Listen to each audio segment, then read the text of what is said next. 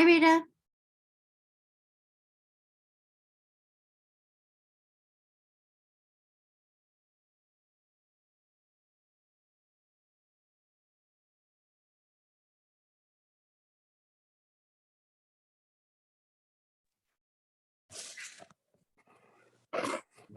Got it.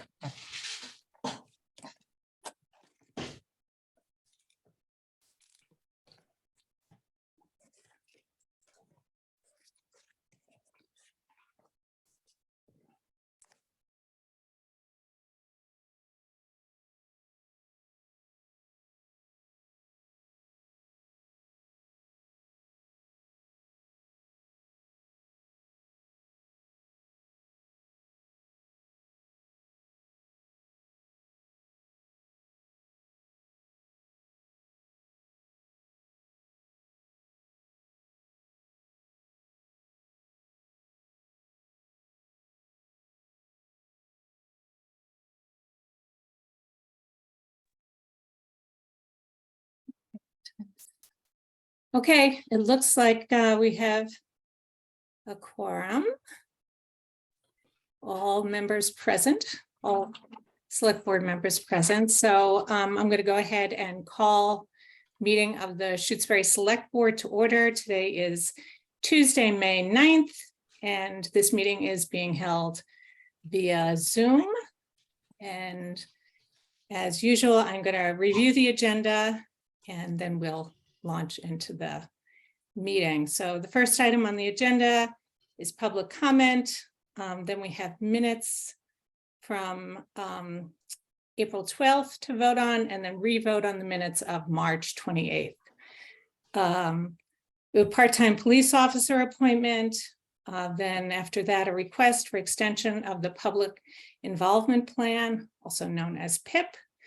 And then we'll have Marianne Antonellis will join us to give us an update on discussions with around Lot 32 with the Army Corps of Engineers, and then updates on the well testing. Then we have a couple of ARPA requests, one related to Lot 32, and then one for the tent for annual town meeting. Then we will review the Lake Wyola Dam bylaw. After that, we'll spend the end of the meeting reviewing the annual town meeting warrant. The finance committee is going to join us, and I believe Paul Lyons, who's already here, will be joining us, town moderator, and then after that, town administrator updates. So we have a full agenda this evening, and we'll go ahead. Go ahead, Becky. Did I miss something? You're muted. I missed something. So if we have a gap of time, we'll move the town administrator and my updates ahead of the 7 o'clock, because FinCom is not coming till 7. Oh, okay. All right. Let me make note of that. Yep. Okay. All right. So we'll go ahead and if there are any public comments, please use the raised hand feature. Les? Me again, Leslie Lichonic, 61 West Pelham Road. And this is a question that I would like to direct to the town administrator, hoping to get a response at tonight's meeting. I sat in on last night's finance committee meeting when they went through the draft budget. And there was a line item, Becky, line number 135, under the waste disposal category for lot 032. And last night I asked you what that specifically that was about, and I really didn't understand your explanation or description about that. So I would like to ask you to be more specific when that agenda item comes up, line 135. Thank you. Okay. Other comments? Public comments this evening?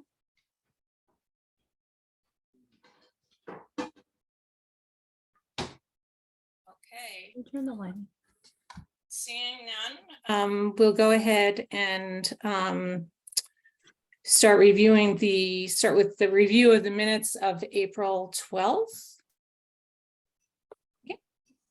I'll make a motion. We approve the minutes of April 12th, 2023. Okay, is there a second? Eric, you're muted. Second, Okay, any discussion, any additions, deletions to those minutes? Okay, we'll go ahead and vote. All those in favor signify by saying aye. Makepeace O'Neill, aye. Stalker, aye. Farrell, aye. And then we're revoting the minutes of March 28th because I believe, Eric, that you had, there was one omission, and I believe Geneva was going back to listen to the recording, and so that was added. That accurate? No, am I missing?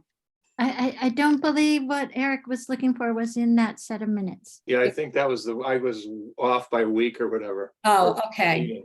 Oh, all right. Okay. So, so we didn't vote them. So we need to, Yeah, I think we're all set. But I think we're all set. Okay. All right, great. So do I hear a motion to approve the minutes of March 28th, 2023? So moved. Second, Okay, any discussion about those minutes, additions, deletions? Okay, we'll go ahead and vote. All those in favor signify by saying aye. Stalker, aye.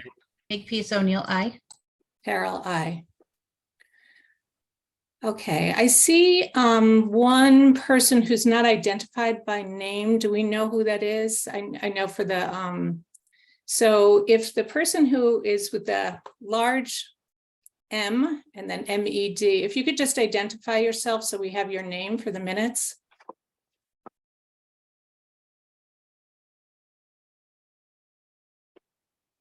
Does anybody know who that might be?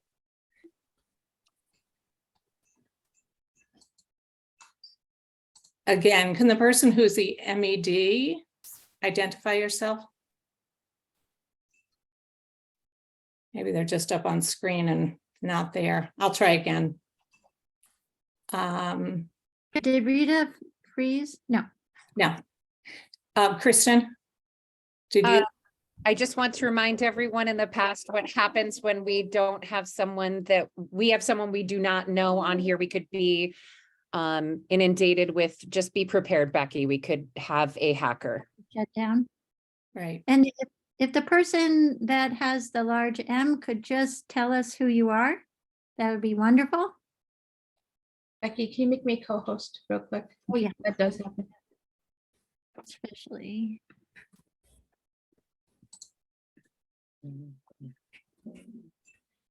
All right, I guess we'll proceed and just, No, they've gone now. oh, that's weird. Okay. Or maybe they didn't belong here. The wrong meeting. Okay.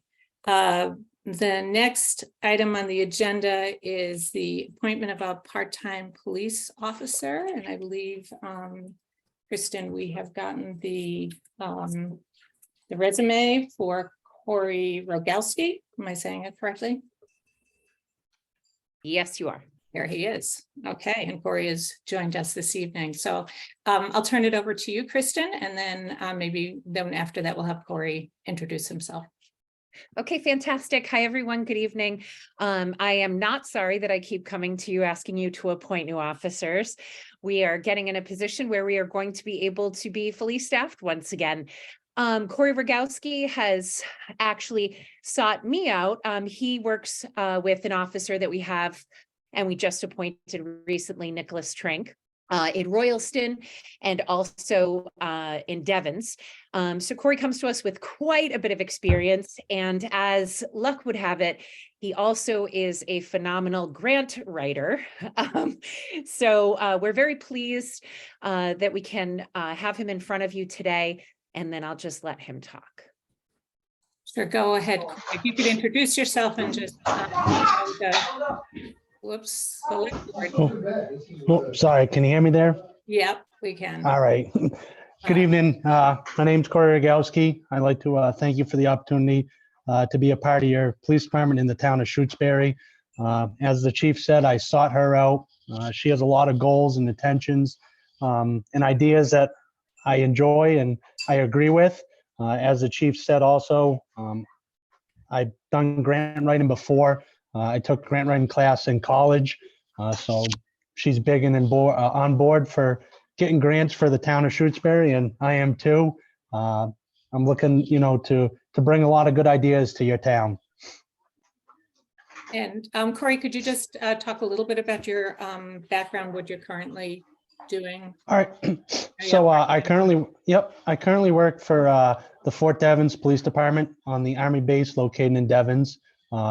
I also work for the town of Royalston Police Department part-time. I've been in law enforcement for about 9 years. I grew up on the fire service. I was on for about 12 years. Currently have a bachelor's degree in criminal justice, very advocate in Boy Scouts of America as an Eagle Scout. Just looking forward to being a part of your town. Okay. Melissa, Eric, do you have any questions for Corey or for Kristen? I'm okay. I don't. So approximately how many hours, Kristen, would Corey be working? Yes, so Corey would be part-time. We're looking at, a shift or so a week, maybe up to 2 shifts a week. So 16 hours or less a week. Okay. All right, great. Okay, so do I hear a motion to appoint Corey Rogowski as a part-time police officer for the town of Shutesbury? So moved. Second, Any further discussion? just a quick question for Kristen. How close, does this get us to full capacity or not? Well, we do still have some people finishing up the Bridge Academy that you've been hearing about over the past couple of years. We have the last grouping to go through. So I'll say this, Eric, fingers crossed with the people that we have currently staffed. If you appoint Officer Rogowski here, yes, we will be staffed. Great. Fingers Oh. crossed. Yeah. Oh. But Becky, Kristen's coming back in 2 weeks.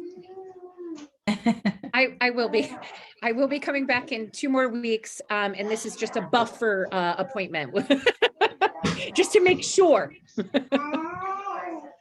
Okay. So a motion has been made and seconded to appoint Corey Rogowski as a part-time police officer. All those in favor signify by saying aye. Make peace, O'Neill. Aye. Stalker, aye. Carol, aye. Congratulations, Corey, and welcome to Shutesbury. Yes, welcome. Thank you. I'm looking forward to being a part of you guys' community. Thank you very Great. much. Thanks. Thank you. Thank you, everyone. Okay, we're a couple of minutes ahead of schedule, but I see Amanda is here, so if everybody is okay, I want to go ahead and bring up the next item on the agenda, which is the select board has received a request for an extension of the deadline for comments on the public involvement plan, and Amanda Alex, who's the lead petitioner, is with us and has requested a extension to May 25th. So Amanda, is there anything you want to add or? No, I think I kind of went over everything in my email. It's just that I picked the wrong date, May 5th. Apparently May 12th is the end of the comment period. So it's actually a kind of a 2-week extension rather than almost. And is that sufficient? I think so, yes. Okay, all right. I mean, because we could consider a little bit longer if you felt that it needed to be, if you needed more time. Yeah, I think it'll be okay. I have an outstanding request for information and hopefully that will be coming to me soon. So Okay, it should be fine. okay, all right.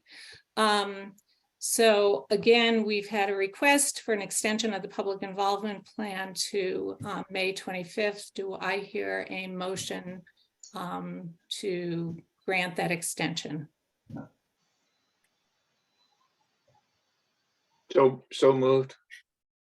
I'll second it. Any discussion, comments, questions anybody has? The only question I have is how does this relate to the fact that, and I guess it's later on the agenda, that the Army Corps of Engineers theoretically is going to be participating in this or paying for this, or I'm a little unclear of that, frankly, but how does this relate to the Army Corps of Engineers, I guess? Yeah, I think, why don't we address that coming up? If that makes sense. You know, the short answer is that the Army Corps, once they become the, I think the PRP, primary responsible party, will be assuming responsibility for the public development plan.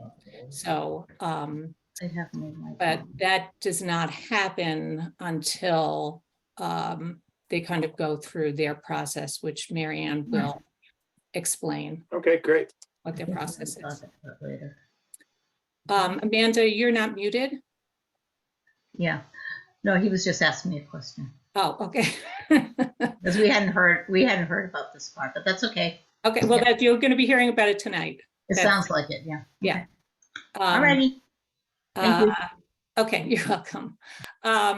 Okay, so motion's been made and seconded to extend the comment period for the public involvement plan to May 25th. All those in favor signify by saying aye. Makepeace O'Neill, aye. Stalker, aye. Farrell, aye. And we will get you you know, a written mention of that, Amanda, and to all the members of to all the petitioners. Okay, so now we will be talking about the Army Corps and the update on discussions with the Army Corps. And Mary Ann, I'm going to hand this off to you. If you could kind of give us the you know, on the Army Corps, give us a little bit of the background, and then I know you have a number of other things that you want to related to Lot 032 that you wanted to talk about. Oops. So on April 26th, Becky, Amrita, and I met with representatives from the U.S. Army Corps of Engineers FUDS program, that's formerly used defense sites. And we were joined by Matt Cassane and Tim Clinton from Fuss and O'Neill, and representatives from Senator Warren's and Representative McGovern's office. So during that meeting, we reviewed past FUDS activities at the site. And then we discussed our plans for the site and the timeline for that and how the petroleum contamination impacts it. We talked about the Massachusetts contingency plan process and the steps and activities that remain to close out the release tracking number. We talked about the FUDS program and what it does, and then the path forward and the timeline for the FUDS program taking over the petroleum contamination under the MCP. So Becky first contacted the U.S. Army Corps of Engineers in 2021 when we first discovered the petroleum release. At that time, we only had results from one soil boring, and the results were just at the reportable levels. The Army Corps reviewed their previous efforts on the site, which included removal of an underground fuel storage tank and 100 tons of contaminated soil in 1994 and 1995. Their chemistry department reviewed the results from our soil boring and thought that given the methodology, that the methodology used gave a false reading, and they recommended retracting the reporting to DEP and considered the case closed. The town decided not to retract the report to DEP and to move forward with additional testing. In November, Fuss and O'Neill did 8 soil borings and installed a monitoring well. None of the soil borings actually had reportable levels of petroleum, but the groundwater sampling from the water monitoring well did show petroleum. So Fuss and O'Neill recommended further study in an effort to determine the extent of the release. On January 4th, they put in 4 additional test monitoring wells so that they could, and those wells were in a perimeter around the original well. All 5 of the wells were sampled. The original well, the well to the north, and the well to the east all had reportable levels of gasoline in the groundwater. Once the second round of testing came in, we wrote to the U.S. Army Corps of Engineers to report our findings. We also sent the same letter to our congressional delegation and our representatives in state government. Based on the results of our environmental investigations, the U.S. Army Corps of Engineers now agrees that there is still petroleum at the site. And so they're going to take it from here. The next steps are the U.S. Army Corps reopens the case. So they're in that process now, and then adds the case to their budget. Then they'll assign a team. They'll let us know who that team is. And then they'll award a contract to an LSP who will take over the management of the release. And through the Massachusetts contingency plan process. And then the U.S. Army Corps of Engineers will take over the PIP because they'll be the responsible party. So they'll be responsible for the public involvement plan. So at this point, we're waiting to hear from them that the case has been opened and that they've assigned a team. They expect to have an LSP, award a contract to an LSP by October or November. So in the meantime, do you want to stop there, Rita? Yeah, let's just see if there are any questions from the select board members. Okay. So Eric or Melissa, do either of you have any questions regarding the what we heard from the Army Corps about their taking responsibility now? My only question would be whether or not will we recover any of the money we've already spent to do the testing and so forth? I mean, I know they're taking it from here, quote unquote. Does that mean from here or from there? They will not, that we asked that question of them. They can't pay any of the costs associated with all the testing that we've done to date, although, you know, we are exploring whether or not there are other avenues to recover any of that money.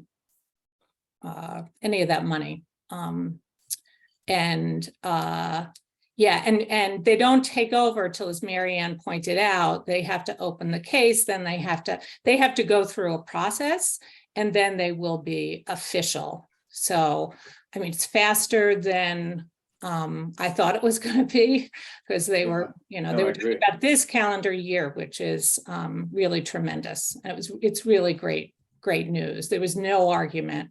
And they had their LSP on board, their hydrogeologist, and you know, the lead person, the regional office for the Army Corps. So there was no issue of when that they would take over. It was just a question of them getting through these procurement steps and the approval steps that they need to go through.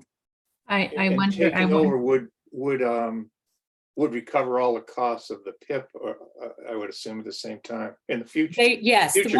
Once they assume responsibility, Mhm. they are Right. the primary responsible party, and everything having to do with the PIP is then their responsibility.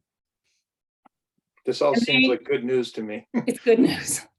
And they, you know, they have people, the staff person, their LSP, who was at the meeting, is familiar with the PIP process. And so there was no question other than them wanting to see what the draft PIP. They wanted to look at the draft PIP, which we forwarded to them. Rita and Eric, I wonder if, because we had all that testing done, that helps it start in a way that brings it sooner than you know, I wonder if it's helped anyway. Why we can't get the money back. It's Oh, I maybe. think it Oh, definitely yeah. did. Oh, yeah. Had we not done the testing, Melissa, we wouldn't be here. They wouldn't have taken over because they had dismissed us back a couple of years ago. Right. And it was all the additional testing and all the reporting, and Fuss and O'Neill sent a very detailed report to them, which they had reviewed prior to the meeting, and there were no issues with the Fuss and O'Neill report. There were no questions about the validity or the methodology or the conclusions. They simply said, yes, this is our responsibility. So there was a benefit to spending those dollars. So I guess. There was a benefit, right? Painful, but there was a benefit. Right. Yeah.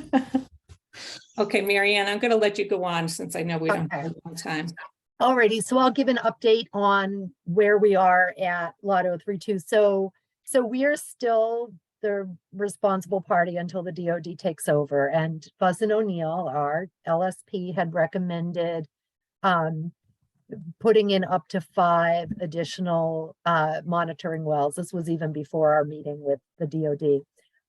So it took 2 days of drilling, but they installed an additional 3 wells, one that's further west, one that's further east, and a third that's further north. And we're still waiting. And then so that was on April 12th.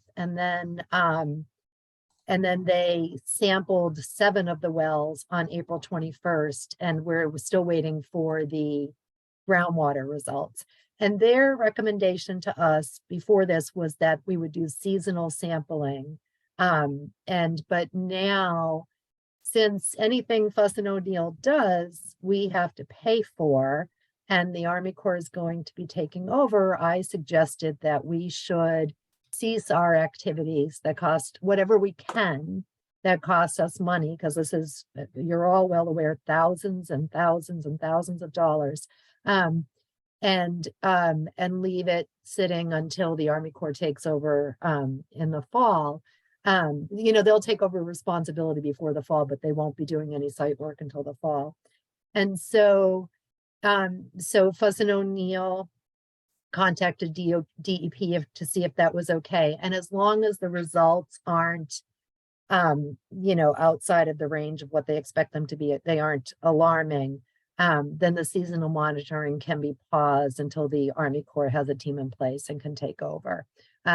So we are still waiting for those results. And then based on those results, we'll know whether or not we have to do, more sampling. And sampling doesn't cost as much as actually installing wells, but there is a cost. And we should have those results soon. So that's the next thing. Are there any questions about that?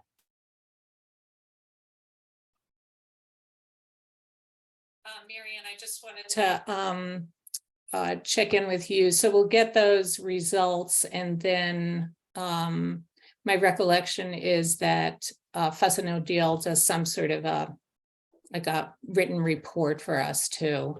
Right. Did they indicate to you how long it would take them once they have the results to get that report, which we always post then? Right, right. Will get Yeah. posted on the DEP website too. Right. Yes. Yeah. So I think it'll be once they get the results, then it usually takes a couple of weeks to actually get the written report. Okay. And I think it won't be, like a report like the Tier 1 classification report back in January. It'll be a memo with updated results. So I think we'll have that, so say if the testing comes in, if they get the results at the end of this week, then in another 2 weeks, we'd have that report posted. Yes. Yeah. Good. So, Thank you. okay. All right. So the next thing I wanted to talk to you about tonight was the notices of intent. And this falls under ARPA funding, I think, on the agenda. Yeah, so the next, we have, right, it's just, you can move right into. Okay. Right. Okay. All right. It's my last piece of paper, so that's good. Okay. Okay. So we've submitted a notice of intent to the Conservation Commission and a hearing is scheduled for Thursday, May 25th at 6:30 PM. The NOI is to remove historic fill from 2 bordering vegetative wetlands on Lot 032. BVW 2 is on the eastern boundary of the property, and BVW 3 is closer to the west side of the property. The wetlands will be restored with soil and plantings. The select board has already approved $16,900 for a wetland scientist from Fuss & O'Neill to design and manage the project and to submit the paperwork, attend site visits and hearings. Tonight, I'm coming to you with another request for another $3,714. And this will cover disposal fees for trees and stumps, soil and debris, as well as erosion controls, and then replacement soil, mulch and plantings. And that would be for both BVW 2 and BVW 3. Yeah, so Is- some of the debris would go in a dump truck and some of it would go and be brought to a place in Leverett that Tim brings trees and stumps to. And then some would go in a dumpster and be brought to wherever Tim brings dumpsters to. Okay. And so the highway department is going to be involved. Yes, Okay. yes, yeah. So this will be a day's work for them. Okay. In Or, doing maybe any, more than a day's work, yeah. doing any excavation and removal. And that's all, that will all be processed with the Conservation Commission in the Right. NOI. Yes, yes. And NOI is notice of intent. I get. Try not to use so many acronyms. I know, I know. Okay, so Melissa or Eric, do you have any questions about the $3,714? And this is from ARPA money. Becky, can you remind us what the balance is of ARPA funds? And that was my question, what the balance was. Let me just put it up real quick, 1 second. Okay.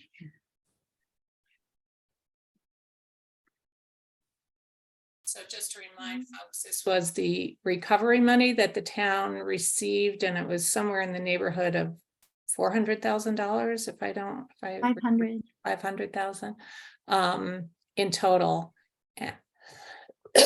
Excuse me. And we've spent the bulk of it.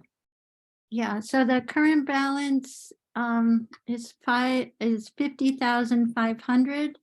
But I just want to remind folks that does include the vote. There was an approval of the fire department's request for vehicle exhaust fumes back in July for 14,800. But most everything else has been accounted for. So Marianne, your new request is for $3,714. And I have a second request to make as well. Did you want to complete this one first? Yes, yeah, let's do this one first. So that balance will be.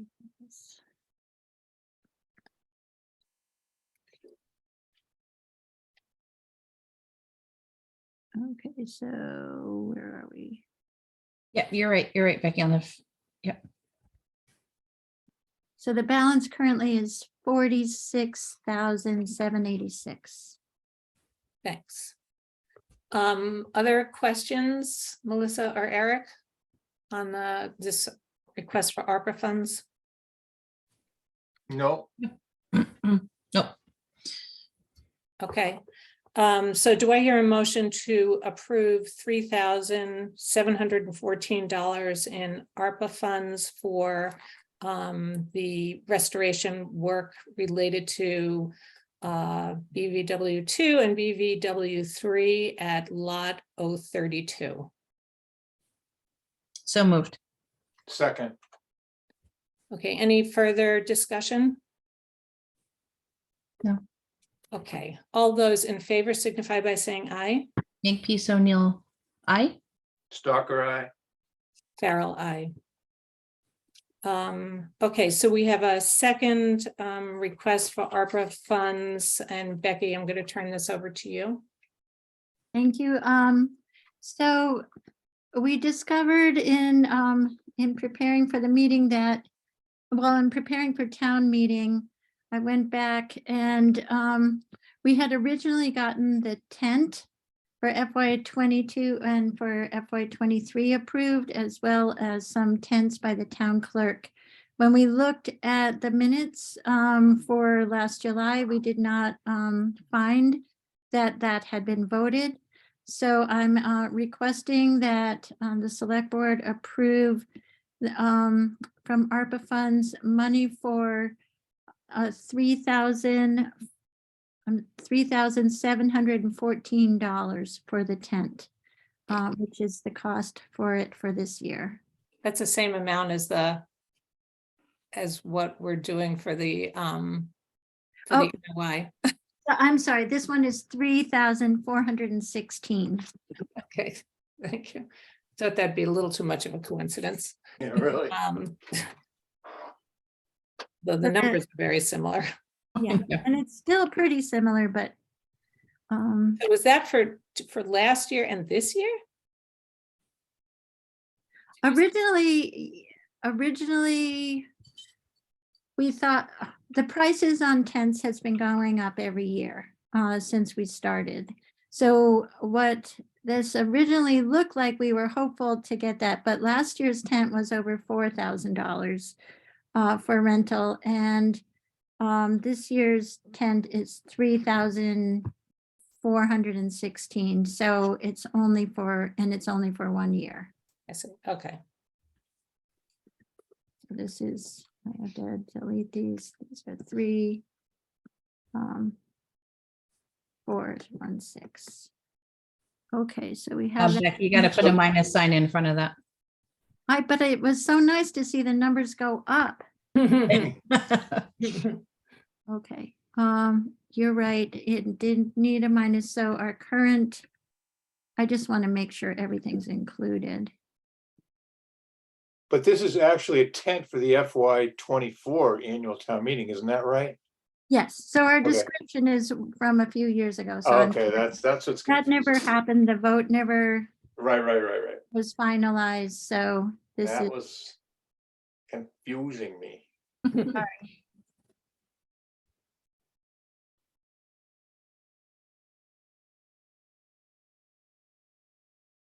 Definitely put tent in there, Becky, just as, Yeah, there you go. And the line below that has 2 tents for elections, is that this year, last year, or what is that, or does it exist? This is the second item that Grace had hoped to buy a number of tents for the town clerk's office. So would you like to vote for $1,500 for Grace's tents at this point again? had we voted that before? I thought we had. I did too, but they were not in the minutes. I read back through everything because I had told, yeah, we couldn't verify that. We have verified all of the Fuss and O'Neill requests and the fire department, but the other ones I couldn't verify. So are those tents then available to other town boards and committees if they need them? I would assume Grace would make them available. We've been sharing tents. Well, actually, Marianne's been sharing her husband's tents. And that's been our backup. But we are no longer going to do that because it's very risky and the tents get destroyed. Okay. And Board of Health also has 6 tents altogether. And they're the ones that usually do the main part of town meeting. Grace was just hoping to have some, so if she has to do early elections or early voting, that she would have them available. Okay, questions, Melissa or Eric? I'm okay with it. I'm all good. I'm good. Okay. All right, so, I'll make a motion that we approve the tents for Grace. Second, okay, Or any- for elections. We'll remove Grace for the town clerk for elections. We'll make it more general. for the town clerk, yeah, Yeah, yeah. whoever it is. Okay, all those in favor signify by saying, aye. Is there any further discussion first? All right, all those in favor signify by saying aye. Makepeace O'Neill, aye. Stalker, aye. Farrell, aye. Thank you very much. Okay, so we got all the votes we needed. Yes. Okay, all right, the next item on the agenda is a review of the Lake Wyola Dam bylaw. So we discussed this at our last meeting, but we didn't really finish, and it is included, the draft language is included on the warrant.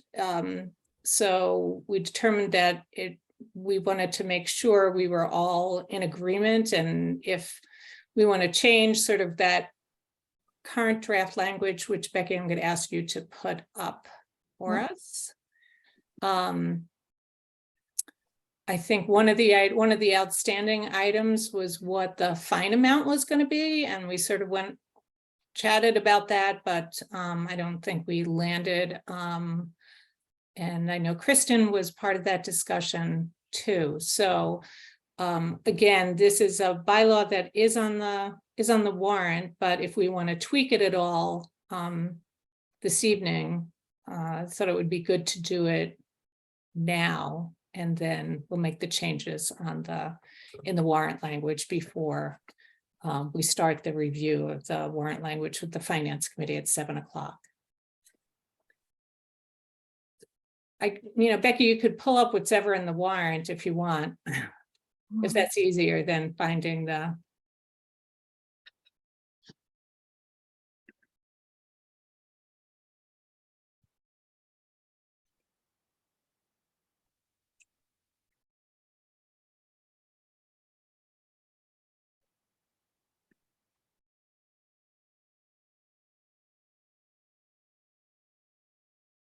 Here it comes.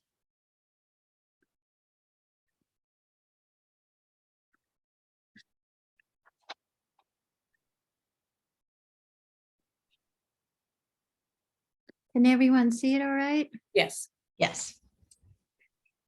Which number is it? I think it's 14. And just for those of you who are with us, we're going to be going through this warrant starting at 7 o'clock. But we're skipping to this article. There it is. Is that it? No, it's not 14. No.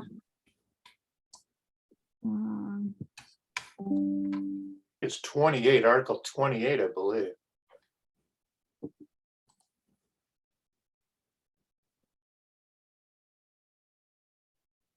No. The warrant kept growing. Oh, Here there it is. There it Just is. like Eric thought. Okay.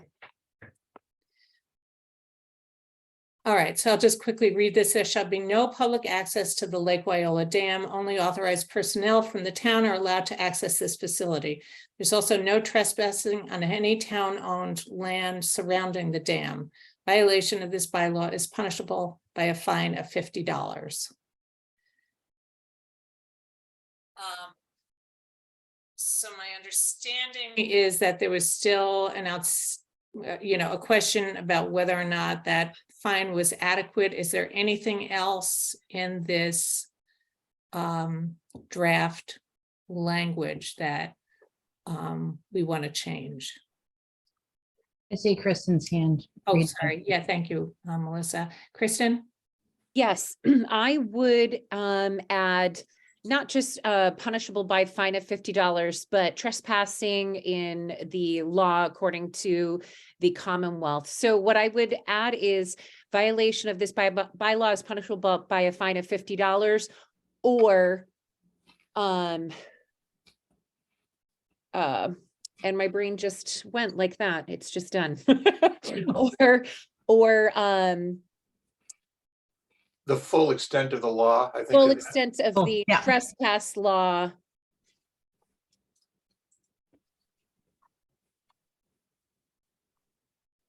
The Massachusetts trespass law. Is there a statute number? Is there an MGL? Yep, I can get that for you. Yep.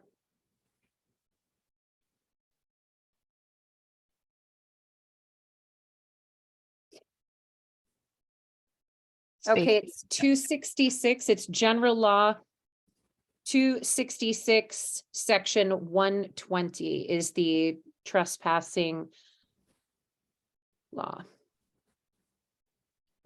What did you say the section was? It's general law 266, section 120. Okay.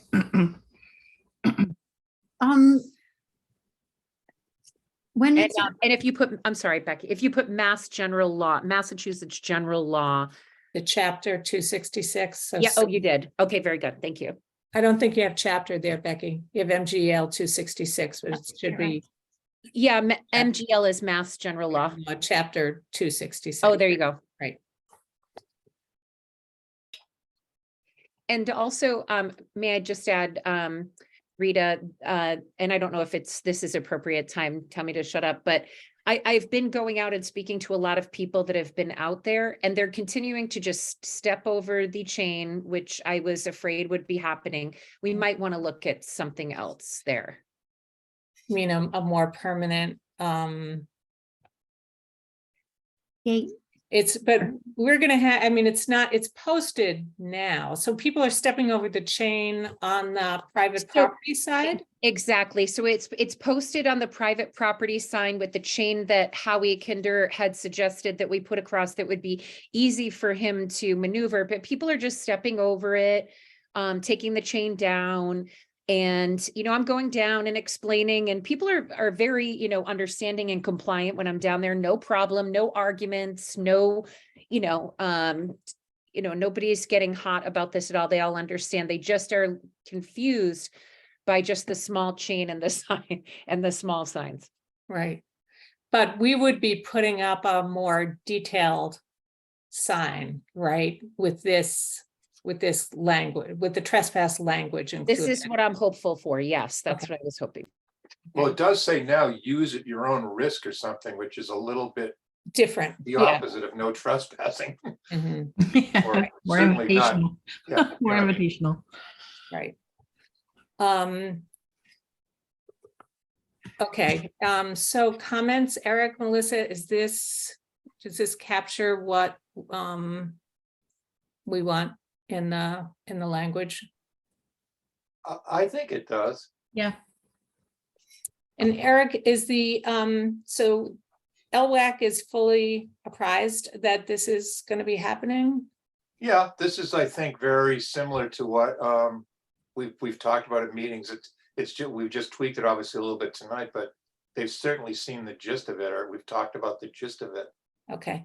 And I think it's been accepted as a good thing to do. I see Kristen's hand again, Rita. Yep. And I see Becky has her hand up too. So Kristen, go ahead, and then Becky after that. I just want to be very clear that people will be warned about this. They'll get their warning. So if any of these questions come up, you're just going to full extent of Mass General Law the minute they're trespassing? No, they must be, according to the law, warned once that it is no trespassing. And then if it happens again, that's when this would be applicable. I just want to be very clear on that people will be told no trespassing before, something of this nature happens. Okay, thank you. That makes sense. Becky, go ahead. Kristen, on the fine, I mean, how will you have the discretion to either fine $50 or use the no trespass law? Or are we creating a scenario so you can have choices? And what happens if you give somebody a $50 fine and then you find them back there the next month? Do you fine them again? I don't think it's clear. Well, in all things That's horrible. discretionary with, you know, the law enforcement and the law, we do have discretion. So this does give us more discretion. You're giving us a little bit more leeway. I have found that people are very, for the most part, particularly when it comes to the dam, very open to discussion, willing to be compliant. There were 4 people out on the dam today. I just went down and said hello and kind of struck up a conversation. And they said, sure, Chief Kristen, do you want us to leave right now? And I said, no, you don't have to leave this minute. This is something that is being discussed. This is something that is happening. Please don't use the private property. And people are very good about it. It just is going to help keep people in the understanding of absolutely no public access. It is going to assist us in the areas of liability.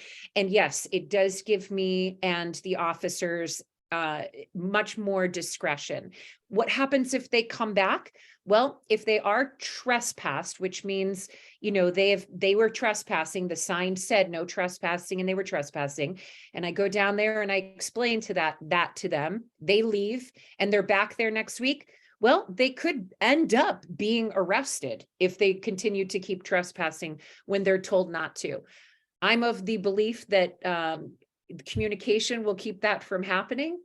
But if we do get someone who's unreasonable and aggressive, we'll take it as it comes. It's not the direction of finding people or full extent of the Mass General Law. It's not the direction we want to go. We want to create education in regards to safety. That's the most important thing in just about every aspect of law enforcement that we do. Thank you very much. Thanks. Any other questions, Eric or Melissa? Just to Kristen's comment about that the chain isn't really doing the trick. I think that when we talked about this way back before, I think we sort of said we would sort of try the chain and all that. And we'll obviously we're trying something here by passing this more stringent bylaw. If that doesn't work, then we may have to go to that idea of the gate and so forth, which we talked about in our committee, having gates at both sides of the dam. But that may also depend on having the town having legal access to the land there itself, which it doesn't have. It's complicated. It's also complicated by the culvert project coming up. So I think that was a good reason to not do it now anyway, and sort of see what happens. Is there a way to hang a sign from the chain that also says no access past this point? There are already hung, Melissa. Oh, okay, never mind. What, 2 or 3 signs, and they just Right. stick right. Okay, Right over no, it. that's fine. I thought maybe if it wasn't on the chain, then okay. No, But it's pretty. this- It's this pretty will obvious, be- I think. This is stronger language. Yeah. Much stronger language. Much stronger. So then Kristen, you'll take responsibility for getting the sign done once town meeting approves this. Yes, I will work with whoever I need to work with to make Okay. sure that happens. Yes. Highway Department. The highway department. I didn't want to just say it, Becky, but thank you. Okay, all right. Okay, so do I hear a motion to approve the language of the Lake Wyola Dam bylaw as presented here and the draft warrant? So moved. Second, Okay, any further discussion? All right, all those in favor signify by saying aye. Makepeace O'Neill, aye. Stalker, aye. Farrell, aye. Okay, we'll be seeing this one again soon. We have the Finance Committee at 7. I know a few of them are already here, but we'll just go ahead and take the next few minutes for Becky to give the town administrator updates and then have the Finance Committee join us at 7 o'clock. Yeah, I'm just putting up one thing.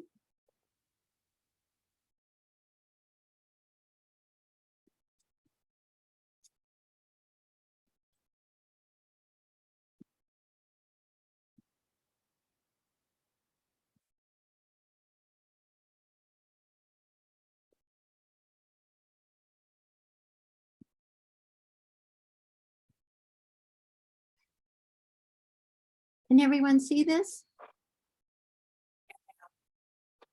Yep. Great. So this is my latest map.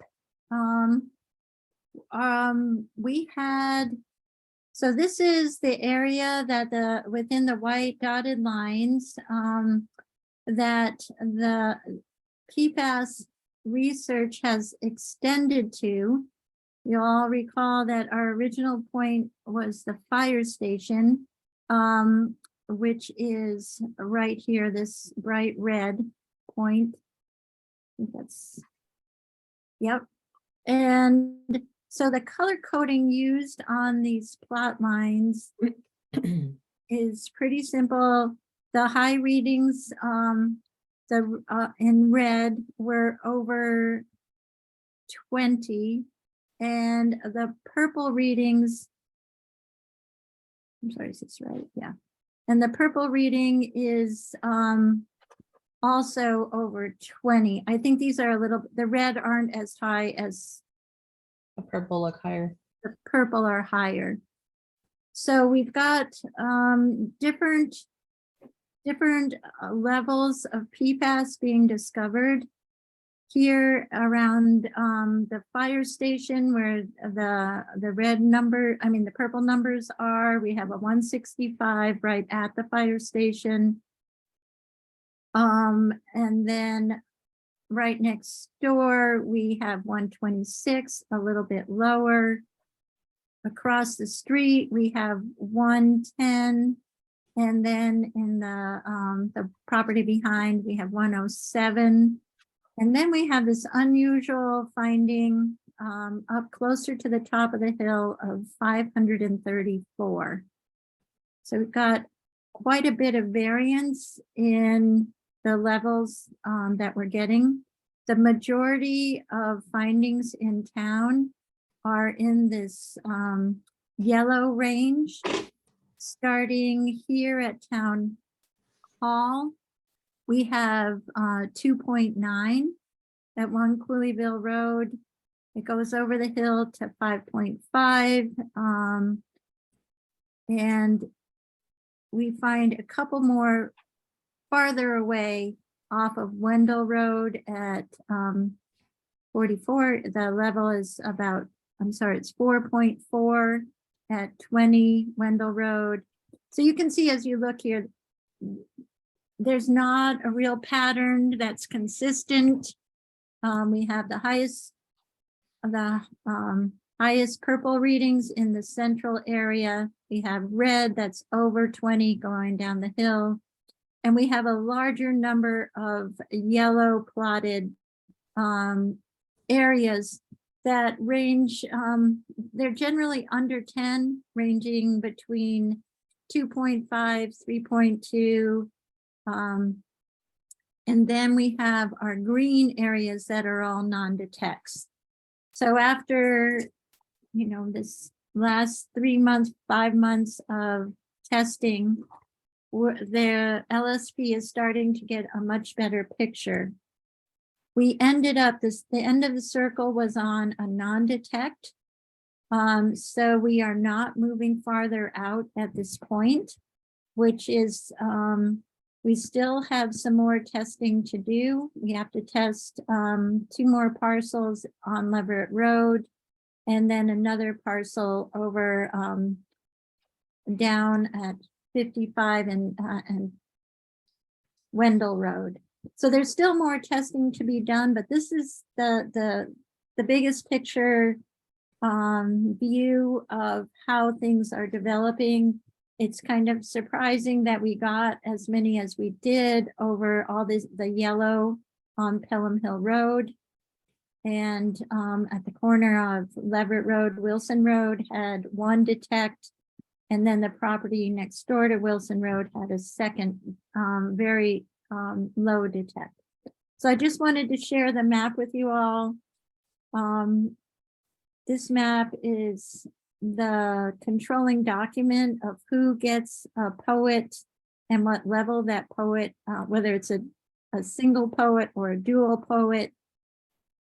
At this point, We don't have a final count on poets, but we had a new detection just last week. And so as we get all the poets in, we will be, the LSP is going to come and meet with the select board in a couple weeks to give an overview of this snapshot of where we are now, of what they are going to be recommending to DEP as far as the quantity of testing that we should be doing. And we'll continue to work on the project.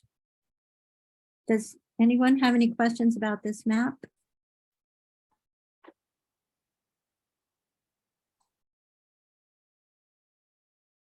Melissa or Eric, do you have any questions?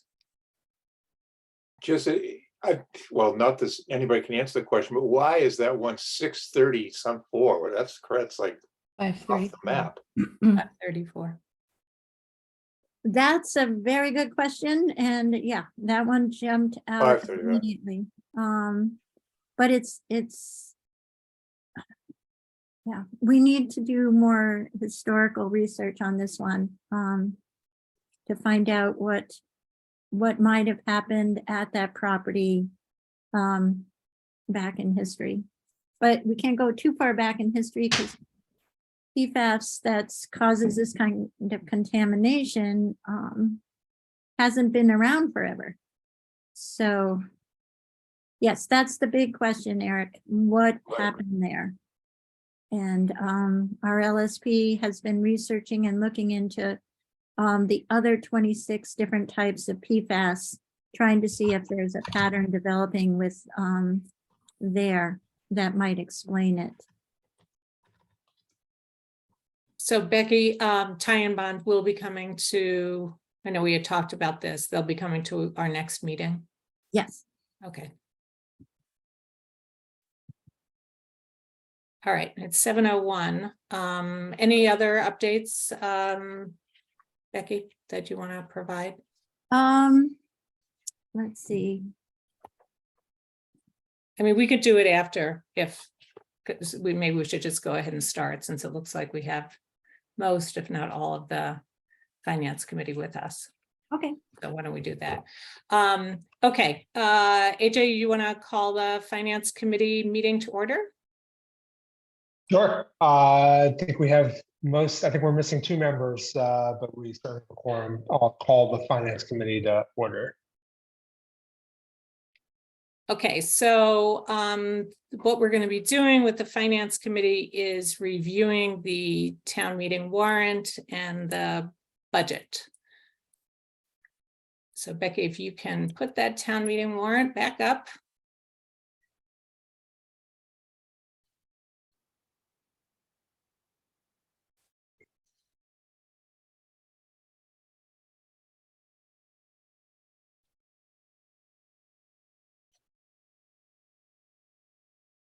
Rita, can I just say a couple quick things about our sort of process? Absolutely, that would be great. Okay, so I think most everyone here kind of knows the process or has participated on the FinCom at some point. We met with all departments at some point during the year to discuss their proposed FY24 budget. We've spent the last, I'd say, 3 meetings kind of looking at the budget in total, and that those discussions basically concluded last night. We reviewed as a committee, we sort of made a vote to recommend approval of a budget that I can share with you what the key numbers are. And also we went through the articles that had sort of financial implications, and as a committee voted on whether or not to recommend approval of those. And so I think Becky has a little annotation added to each of those articles that indicates whether the FinCom is recommending approval and what the relevant vote was as taken over our last 2 meetings. And can you just in case anybody's here who doesn't know, the Finance Committee, can you all identify yourselves who are Finance Committee members? Just maybe raise your hand or, Yeah, I'll start up. We'll go alphabetical. okay. yeah, that sounds Yeah, good. Arvanitis, George Arvanitis, I'm a member of Finance Committee. Bob Groves, Finance Committee. Well, I think Jim was muted, but that was Jim Hemingway. I'm AJ Got to keep Cashy. those nasty phone calls blurting out here. Jim Hemingway, Finance Committee. I'm AJ Cashew. Susie Mosier, Finance Committee. And Jim Walton with the Finance Committee. Great, thank you. Okay, and Paul Lyons has joined us. Paul is the town moderator. So Paul, I assume you'll be jumping in as you have questions about articles, so forth, placement on the Yep. warrant, that sort of thing. Okay, so we want to go ahead and put up the town meeting warrant. Becky? Did we lose Becky? I can do it if she does not. Okay. I'll do it. Hold on. Give me 2 seconds. Huh. I don't know where she went. Her computer freezes, so she has to reboot it sometimes. You wanted the budget or the warrant? Well, let's do the warrant. We'll just step through the article. We can step through the articles that are pretty standard quickly and then Okay. reserve. Can everyone see that? Yes. Yes. Yes. Oops. Hold on. Give me 1 second. I just took it off my screen. Oh, there's Becky's back. Melissa was just putting up the warrant, Becky. And you are muted. Okay, can everybody see that? I'm not going to touch anything else. Okay. That's Okay, good. I'll just scroll. You let me know.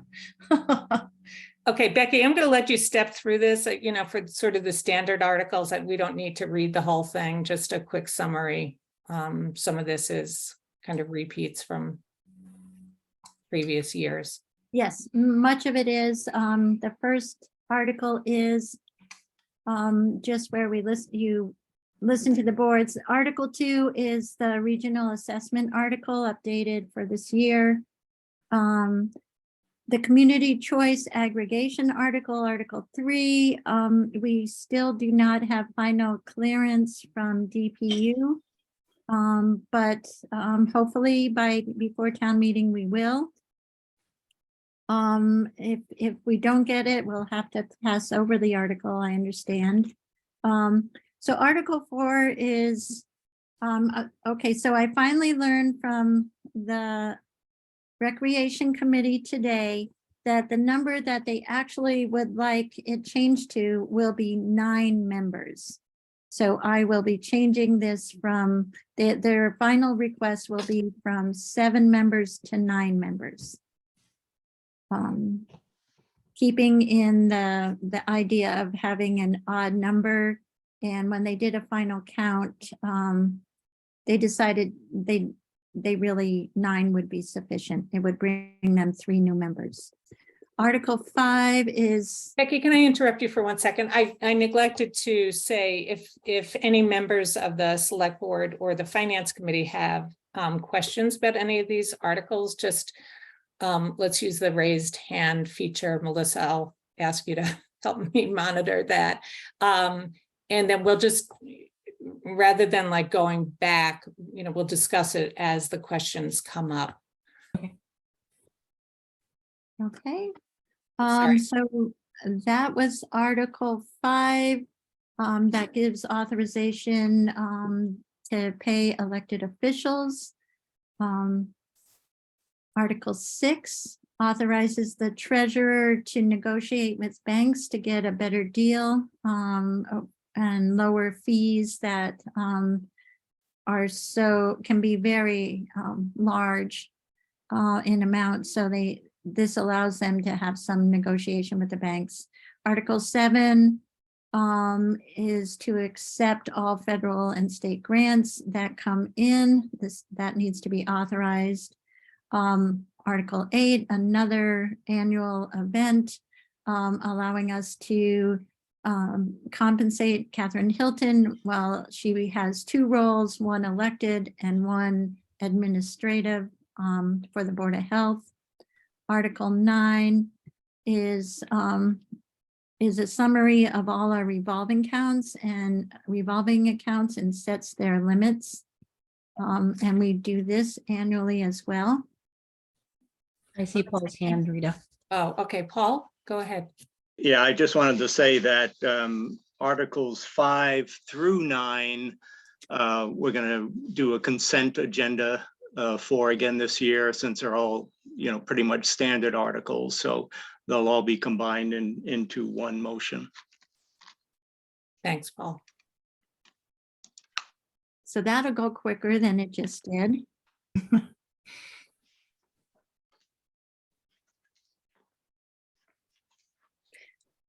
Oh, you want me? Okay. You can tell me to scroll, Becky. Sorry, Article 10 is the approval of the loan that we will be requesting from the Clean Water Trust. Ty and Bond is assisting us with the application. They have provided the warrant article, and we have been told that we can round up from the 136. They have recommended 150, which seems not too far a stretch, but a reasonable rounding of 136,000 that we hope will get us through this coming year. Budget 11. Any questions? Sorry. Paul has a question. Yeah, I should say right off the bat, I've got a lot of kind of minor points that I'll just deal with Becky about later on. So I'll try to restrict myself tonight to some of the more important things. And on this one, I think this is going to require a 2/3 vote, if I am not mistaken, since we're asking for authorization to borrow money. Okay, I can make that change. And I just, as a caveat to the select board, Donna will be getting, she did not have time to review it before our meeting, but she will get back to us tomorrow. So any changes such as that, she usually double checks for me how many votes we need, majority, 2/3, 9/10, or she helps clarify those. But I'll correct that one tonight, Article 10 to a 2/3 vote. That brings us to Article 11, which is our budget article. As you can see, we will be using 15,000 from free cash. And the reason for that is we're using free cash to augment the legal line for this year. So the budget is going normally 15,000. It was increased 10,000 in the budget to 25. And with this additional 15 from free cash, it will give us a budget of $40,000 for FY24. I see George's hand. So yeah, I see your hand, George. I just want to check in with AJ before I take your question, George, and that is, I assume you want to just do a summary of the budget for us and see if there are any questions. Is that Sure. okay? All right, go ahead, George. Here we go. If you have a question, yeah, go ahead. Whoops, you're You're muted. muted, George. Yeah, I wasn't in the meeting last night, and looking at the budget that I have most recently, that 6911 is $1,000 higher than what's on the expenses. And I was wondering, did we add $1,000 to the budget yesterday? Yes. Yeah, George, there was just there was a calculation problem. There's a $1,000 allocation for community policing this year that wasn't being tallied. I remember that line. Okay, yeah, only reason I ask is, while I have your attention, then you'll need the, AJ, will you be able to update the annual report for that? Like Yes, that? Yeah. You might need me to do the charts though, or do you? right. I think I think I'll have to follow up with you on the figures. all right, Because fine. I think those are just images. Okay. Thank you. Yeah, so I can just share a couple, kind of a high level summary. Would that be useful? Yeah, that'd be great. Okay, so, all right, so the proposed budget is $6,911,640. That represents a 3.5% increase from the FY '24 budget. Pardon me, I bet lights, we'll do that later. Sorry, and that's a $231 roughly $1,000 increase. The main drivers for that increase include, in essentially descending order, an $84,000 increase for the elementary school budget, and then a $25,000 increase for town employee salaries, not excluding the schools. Significant increase in legal expenses. I'm sure there've been a number of issues this year, and there's a bunch of new upcoming issues that are requiring more legal, a greater budget for legal expenses. $20,000 increase on a county employee retirement, $15,000 increase for solid waste, $13,000 increase for kind of the human services category. That includes a $5,000 increase for the health department's fee for being a part of this mosquito control district that I think most of you know something about. An $11,000 increase on the regional school budget, or our share of the regional school budget, and then $10,000 increase for a assistant town clerk position, $10,000 increase for heating and vehicle fuel, an $11,000 decrease. This is kind of the one significant decrease on elementary school transportation budget line. Those are that in total, those represent about $230,000 increase in our FY '24 budget. I think that's probably kind of the overall information I wanted to share. I think there's probably some hands up. If folks have questions. Okay. Bob, go ahead. Yeah, I just want to add, I think AJ missed one item. The fire department budget increase is 15,300 and change. So that's. Oh, thanks. Yeah. Here too. Yeah. So those are the call wages, Bob. Is that, did I skip that Well, one? I'm just looking at the bottom line here. It's a three. Okay. It's Yeah. 12.8%, 12.88% increase. Yeah, so I think that's the fire department is proposing a new policy where they would be paying a minimum kind of 3-hour call wage for anytime members of the fire department are out on calls. They're going to receive a 3-hour minimum 3-hour compensation, which is a new policy. I think that's the main change that's leading to that increase that Bob just mentioned. Any other questions I can answer about the budget? I had a question about the legal line, really whether or not that's going to be adequate given where things stand vis-a-vis litigation. Well, I know that Becky doesn't think so, right? We've discussed this. We're gonna, yeah, Becky, did you want to respond to that? I think it's this new lawsuit that we are just starting to get a handle on potential costs. I think that will leave us in a position, and it's been, you know, my conversations have just been in the last couple of days, learning how much this potentially could cost just to get through the round. It's very likely to be over 70, it could be $75,000. It might be under, but there's an extreme amount of work to do, a lot of specialists to be hired.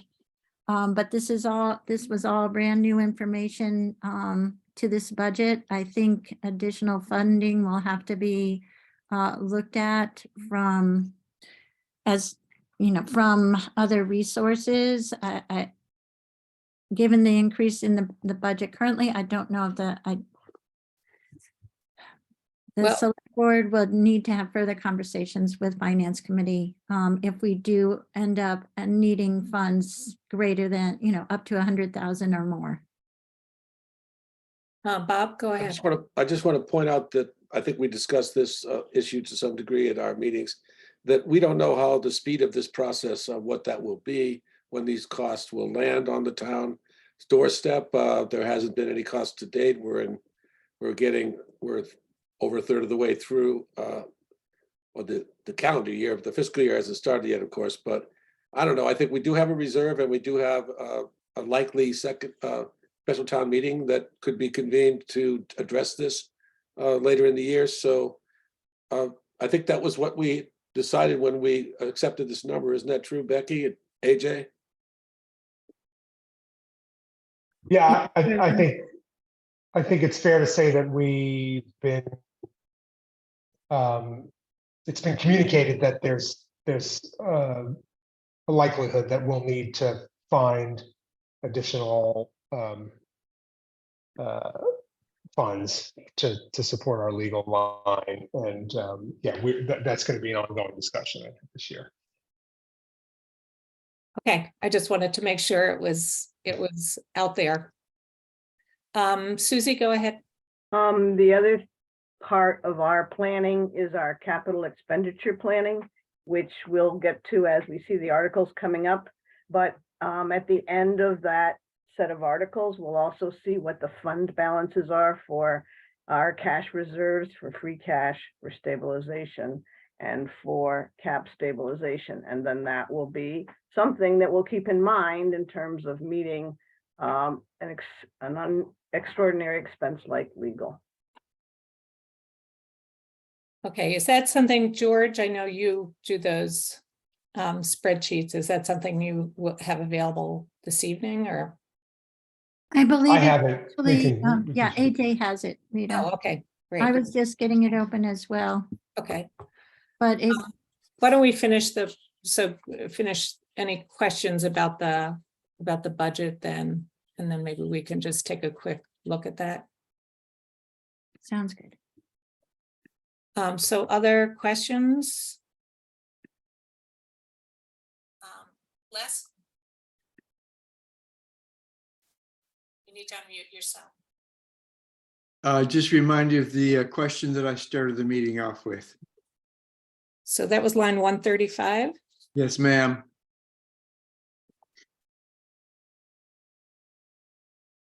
So that was a $5,000 waste disposal fee. Somebody want to address that? For lot 032, we had, this line had been opened in 2021. There was still some funding that was utilized this year in 22. Given the fact that the NOI that is currently being created by Fuss and O'Neill potentially might address all of that issue of, you know, whatever cleanup is required of some small amount of trash. So I left it in the budget in case we needed additional funding to do any final cleanup at lot 032. It has, we will be transitioning with the Army Corps of Engineers, and not knowing what little bit of project might end up needing cleaned up. This amount was left in the budget for this coming year. Thanks. Anything else from the select board or finance committee or Paul? Any other questions on Article 11? Okay, do we just want to take a quick look at the just at the spreadsheet Sure, I can stop sharing. with if someone else is balances? ready. I'll stop share. AJ, I can either do it or I made you co-host, but Okay, I've got it on my Got it? desktop here. Let Okay, me great. just pull it up. Yeah. wonderful. Okay. All right, so I think some of you are familiar with this worksheet that George organized from our committee. This super helpful planning tool that he's developed for us. In column A here, we're listing, I think it's 9, are we up to? Let's see, 9 capital projects that are all reflected in various warrants. Our responsibility as a finance committee was to have a discussion about how we would recommend funding each of these items, were they to pass at annual town meeting. And so what you can see in this column C is, the cost for each of these projects as reflected in these should correspond to the numbers that you'll see in the warrant articles. And then you can see how we're proposing to fund those items. So the first 3 columns in this funding section correspond to our reserves, so free cash, capital stabilization, and our stabilization account. And then over on the right-hand side is a column we used where we're proposing to borrow funds for an item. And you'll see that one of our capital items is for the highway department to replace their backhoe. They've estimated, they've got an estimate of $120,000 for that project, and we're proposing that we borrow those funds.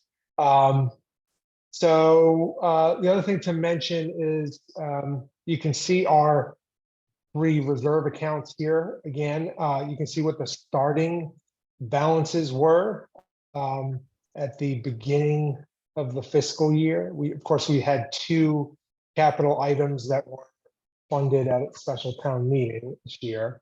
I think these starting numbers, maybe George, you can remind me, do these pick up after a special town meeting? Or No, do they're these proposed. starting numbers? They're before, okay, gotcha. Yeah, they're Yeah. July 1st Okay. of 2022. Okay, so these were our starting balances at the beginning of the fiscal year. And you can see that we're proposing to use just under $500,000 from these various reserve accounts to fund these projects. And you can see where our reserve accounts would be were we to where all of these articles to be approved at town meeting. So we are spending a significant amount of reserves. This is a pretty lengthy list of projects this year. There's some big ones on here. Can I answer any questions about this plan?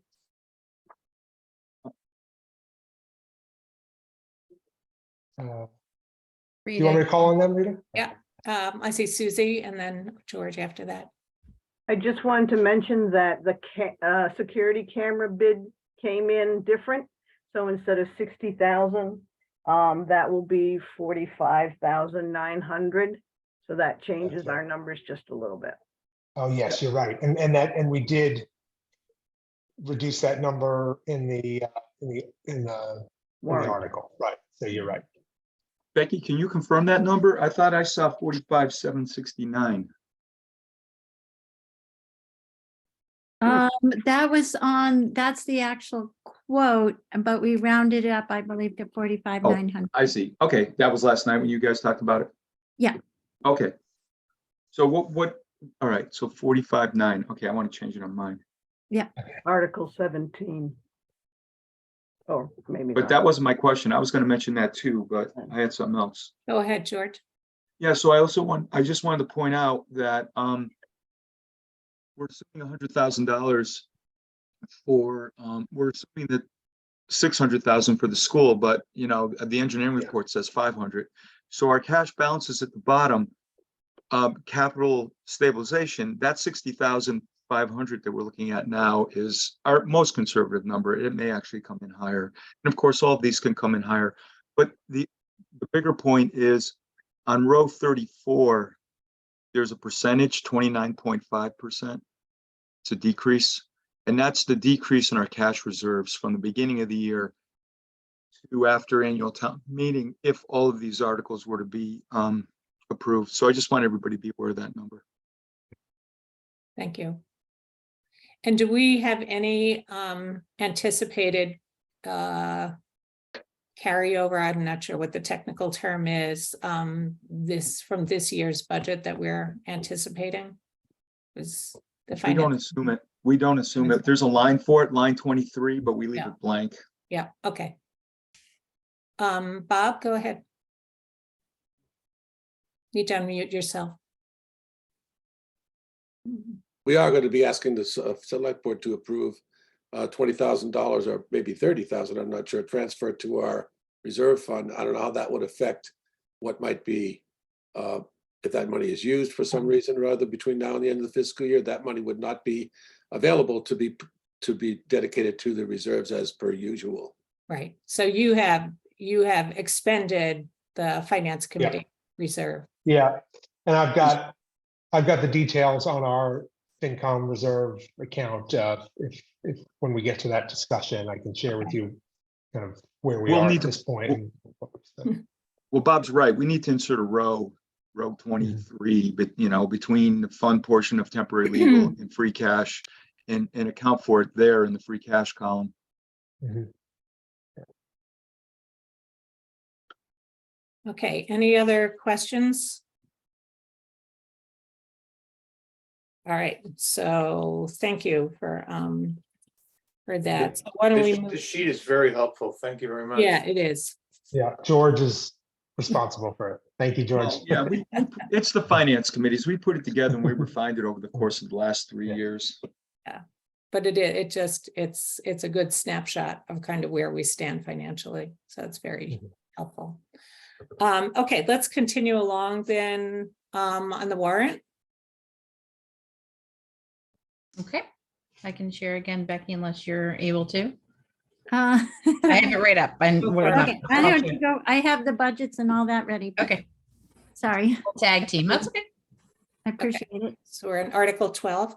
Okay, and here is where we start going through the numbers that we just saw reflected in the plan put together by the Finance Committee. We have a capital item, our backhoe request from Highway Department for 120,000. This year, we're asking for a transfer from capital stabilization not to exceed 100,000 for the new asphalt roof. There's been some talk, the Finance Committee is mentioning that we did have the engineer's estimate for the project is about $500,000. Our building committee is concerned that we make sure to add to that a minimum of a $50,000 10% contingency. We do not have bids in yet. When the bids come in, we can lower the amount, but we can't raise the amount. This is in actuality a $600,000 project, or it could go. So the reason we're only asking for 100,000 is gratefully we received an earmark a year ago from Senator Comerford's office, and discussions with the select board, it was allocated, $200,000 was allocated towards the school roof. And then we had a $300,000 allocation from ARPA by the select board for the project. So at this point, we're asking for 100 more. We won't have the final answer to May 17th, which is next Friday. The bids will be received next Friday, and we'll know at that point how we will need to amend that number on the warrant, or whether we do or not. Article 14 is for the new elementary school kitchen floor and completion of the library. Article 15 is a $60,000 for the Locks Pond culvert. We have had the unfortunate experience that we have overruns. They are not coming from contracts with our contractor. They are not coming from we have some coming from our engineer. The overruns are being caused by the concrete company, where we stored the culvert for 1 year. When we got into the second year, they were going to charge astronomical amounts, around $75,000. So we had the structure moved to behind the fire station. And in total, the cost overruns will potentially be over $50,000. And at this point, we're requesting the 60,000 so that we can complete the project. Whatever funds are left, we will go back, we'll go back to the town, to the general fund. Becky, I see Paul's hand up, so I just want to stop you there and see. I don't know if it's about this article or the previous one, Paul. Yeah, well, it's actually the previous ones, Okay. both 12 and 13, just editorial comments that, both of those will require 2/3 vote. So I just want to make sure that those corrections get made in the warrant. They are there, aren't they? It says or or, it says majority. two-thirds or I majority. think the, Oh, okay. I just have to delete the other part. Sorry. Will do, Paul. Thank you. On article and article. well, 14 Go ahead, Jim. Jim, did you have a yeah, question? I thought that was, I thought one of those was free cash, was coming from free cash, but it's not. So No. never mind. I just, on article 14, the new floors for the library, is that the new school library, or is that, The school. Correct. library. maybe we could just put that in there? It's just not Okay. clear. Sure.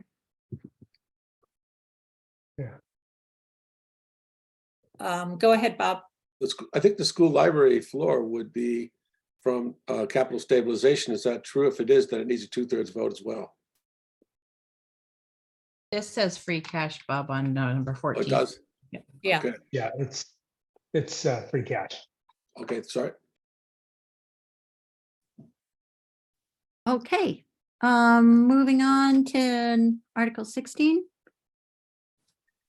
So Article 16, in 2021, we were working on getting the heating system repaired after having monumental problems with all the valves throughout the heating system. That project was estimated ahead of the engineer's work, that we came in $33,300 short. So to complete the project, we need these outstanding funds.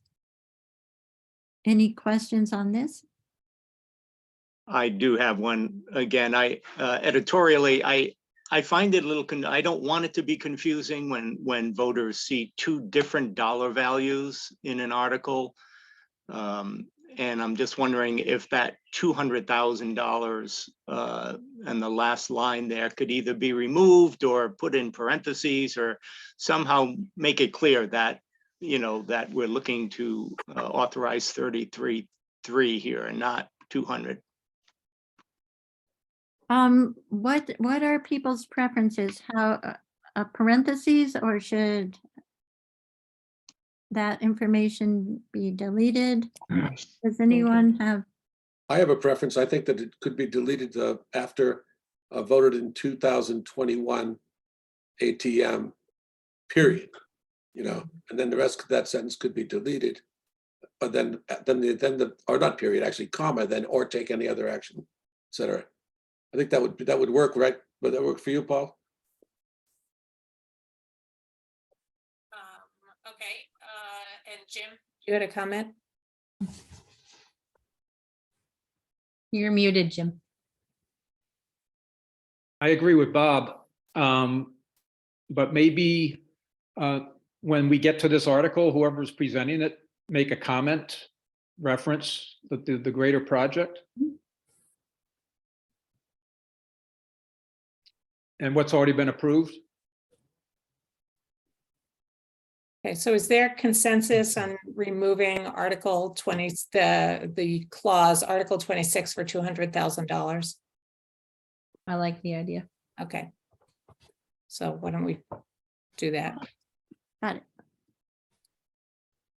Are you editing this as you go along, Becky? Yeah, and I was taking notes, but I have it open now to do the edit. Okay. Okay. And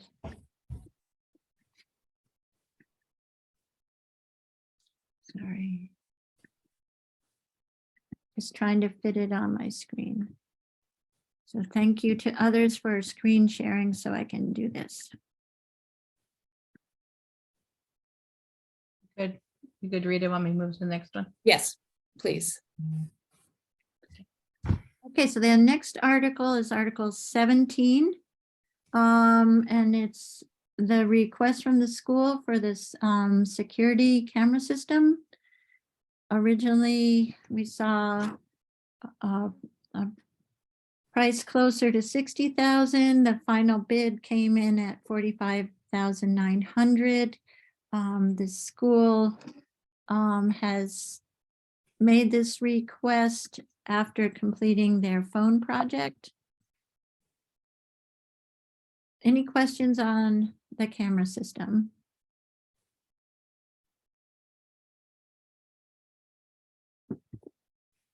That is real silence, right? Yeah. I haven't died, dropped off. I don't see any. I don't see any. I don't see any comments or hands. Okay, great. So the next one we have is Article 18. It's funding of $200,000 for town building committee 20. projects. 20,000? I did. 25,000. 20,000. I see Paul's hand, Rita. Okay, Paul, go ahead. I was a little bit confused about this. I mean, the wording makes it sound like it's for a specific expense, but it also sounds like it's just a transfer to the fund. So I just need some clarification on it, and then maybe would suggest some wording changes. Okay, so part of our issue, the Finance Committee went round and round on how to present this article in their budget. And then I was trying to explain that this has not been in the budget. It's what we call a Fund 30. Fund 30s are projects amount, typically like for new carpet or the painting job maybe at the school. So they're project oriented. They're not typical line items in the budget. So the 20,000 is for building committee projects or project. And this fund has been around for a long time.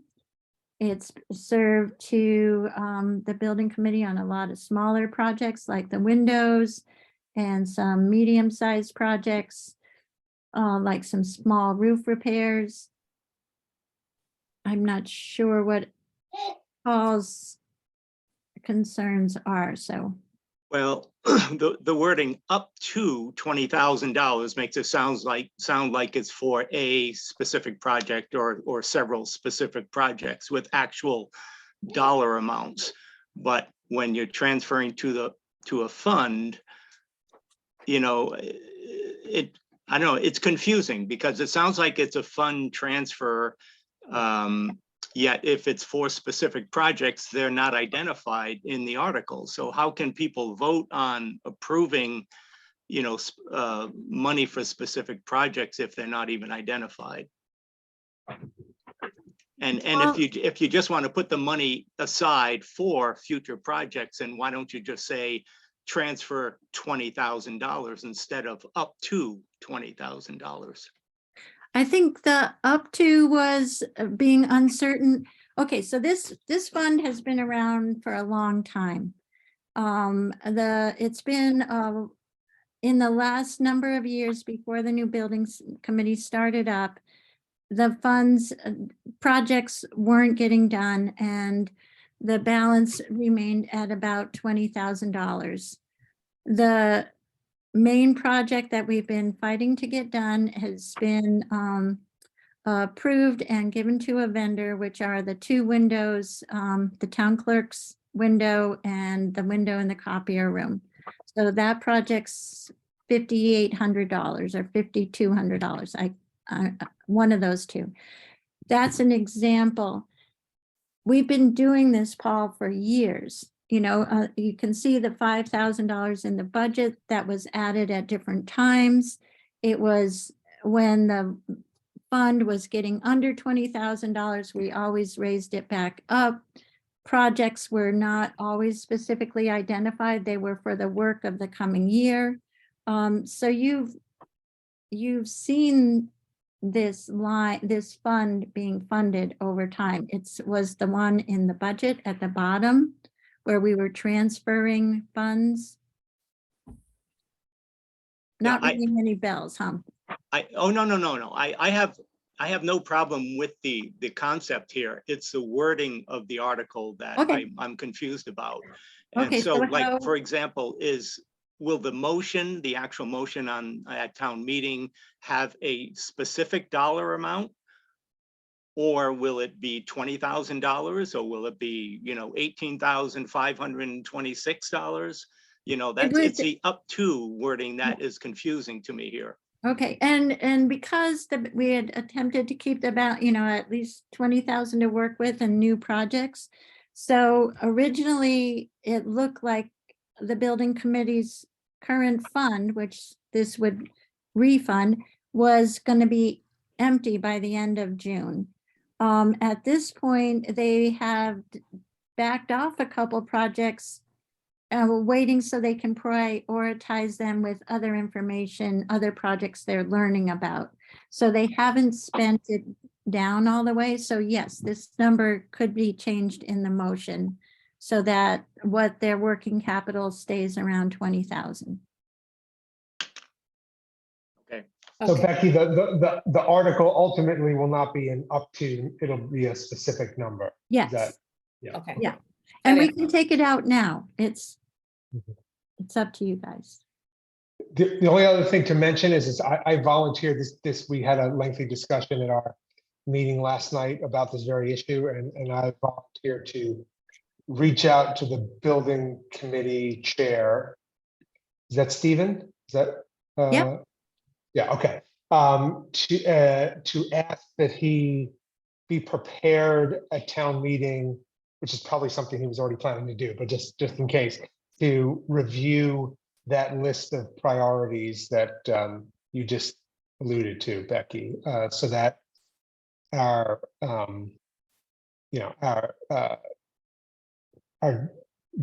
so voters have some sense of kind of the variety of projects that are going to be addressed using those funds. Okay, Bob, did you have a question? Can I make a comment, please? Sure. You see that these two articles 17 and 18 had a 3-2 vote. I'm one of the members that voted against them. I'll just say briefly, one of the reasons I voted against them, or the main reason I voted against them, was because of the process. I'm a member of the capital planning committee along with AJ, we're the finance committee representatives on that. That committee, the capital planning committee, would normally handle these types of projects that are listed on these articles.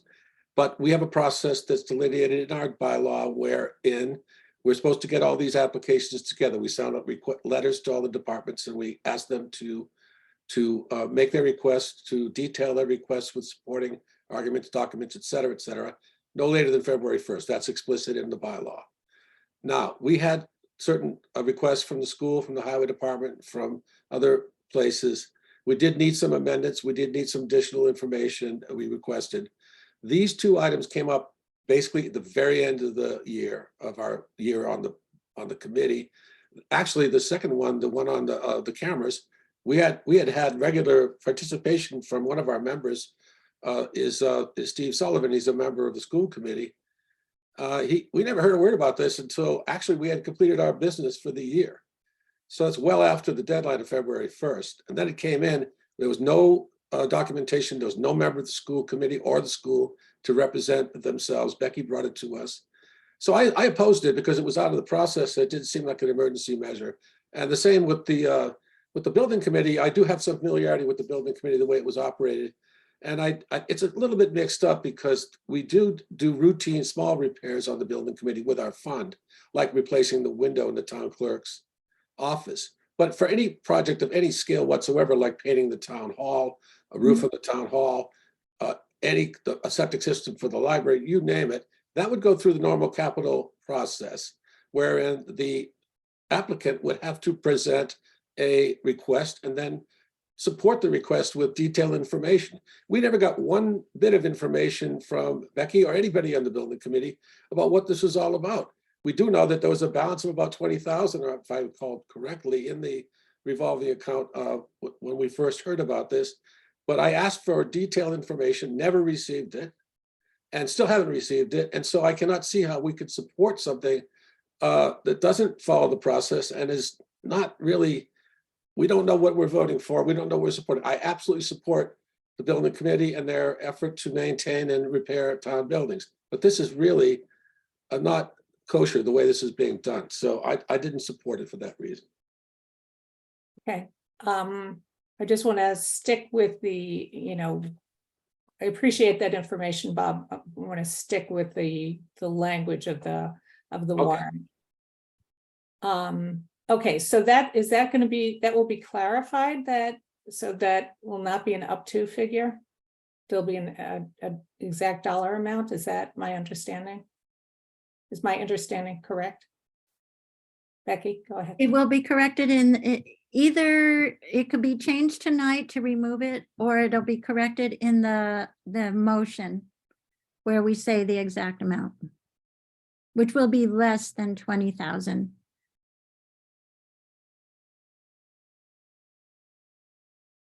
If we have a chance to edit it tonight, maybe we should do it tonight. If we know what the amount is, or.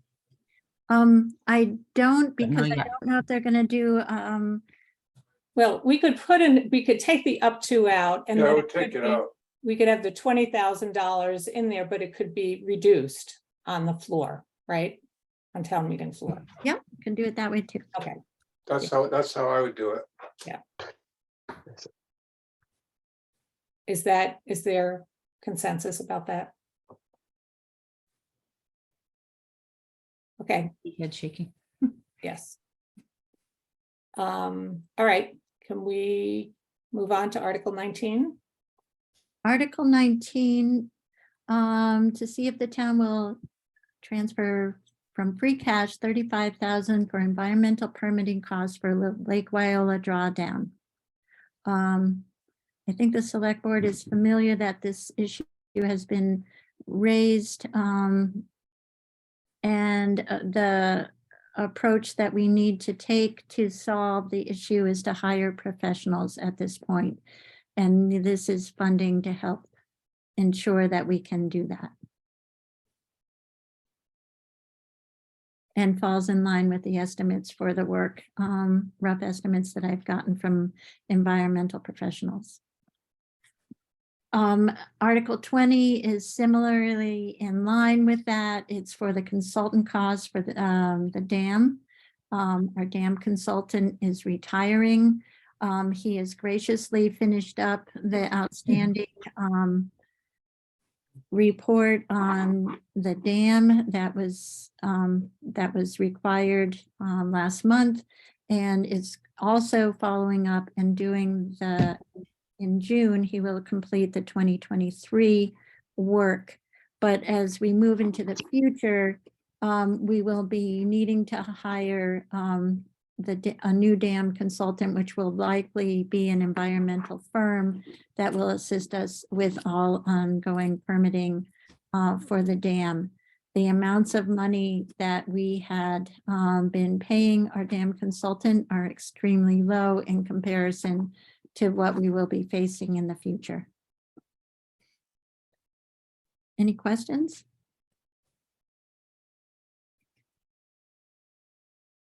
Okay, Melissa, you want to scroll it just a little bit? The first two community preservation articles are administrative. The first one, you may note, it's a couple $100 more than last year that will be distributed to each of the open space, community housing and recreation. I'm sorry, or historic preservation. The next article is working funds for CPC. $2,500 is allocated every year. Melissa, could you? Yeah, Paul has a question.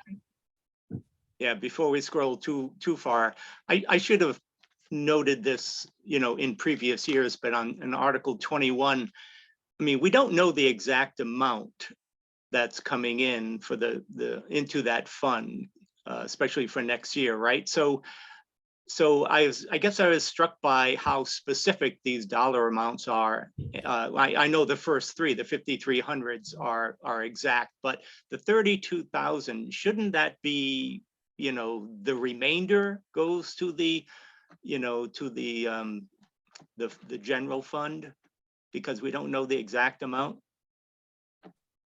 I may just be confused about this. Do you understand what I'm asking? Yeah, I do.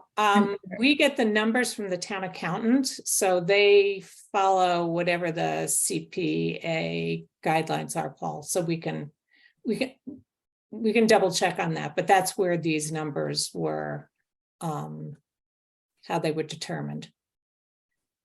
Yeah, and the accountant's in charge of doing all the distributions, and it seems to have been working very well. So he has a crystal ball, but I think they're very close to the actual numbers, and I think that's why.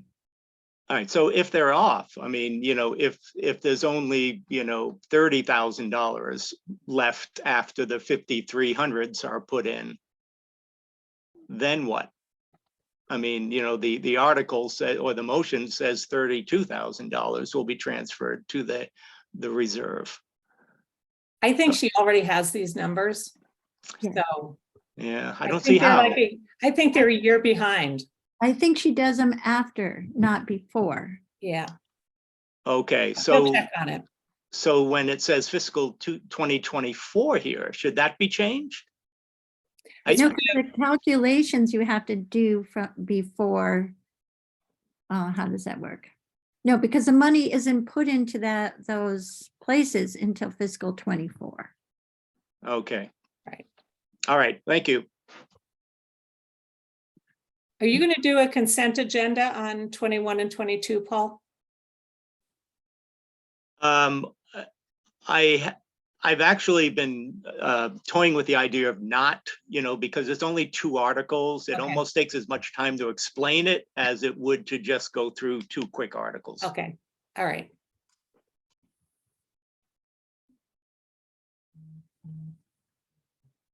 Okay, so this year I think there's 3 or 4 projects, but the first one is not a project. The first one is rescinding funding that the town supported for the Lake Wyola Association back in 2018. The project, I understand, didn't get off the ground. There is no one that has followed up on it.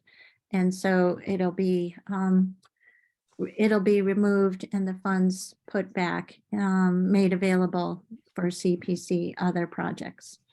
Article 24 is the West Cemetery Preservation Project brought forward by the Cemetery Commission for $10,000.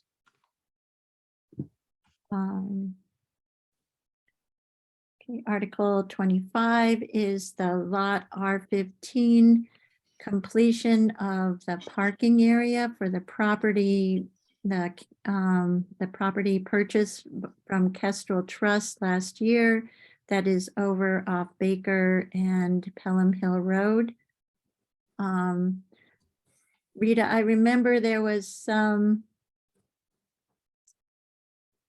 So we had allocated the money last year. Yeah, but we didn't spend it, and it needed to be done from a different category. So that's why this is here. That's why the $5,000 is coming from open space and recreation. It got mixed up because we had allocated the money for Kestrel Trust, and Kestrel Trust is not doing the parking. So the Kestrel Trust did not get the money for the parking. The parking is going to be done by the Conservation Commission. As soon as we allocate the funds for them. Yes. In this article. Yes. Thank you, Rita. I knew there was something funny there. And then we have the MLP Enterprise Fund. They will be appropriating $90,000 into their reserves this year, which is a wonderful thing. Their budget, Article 27, also shows that they are in very good shape.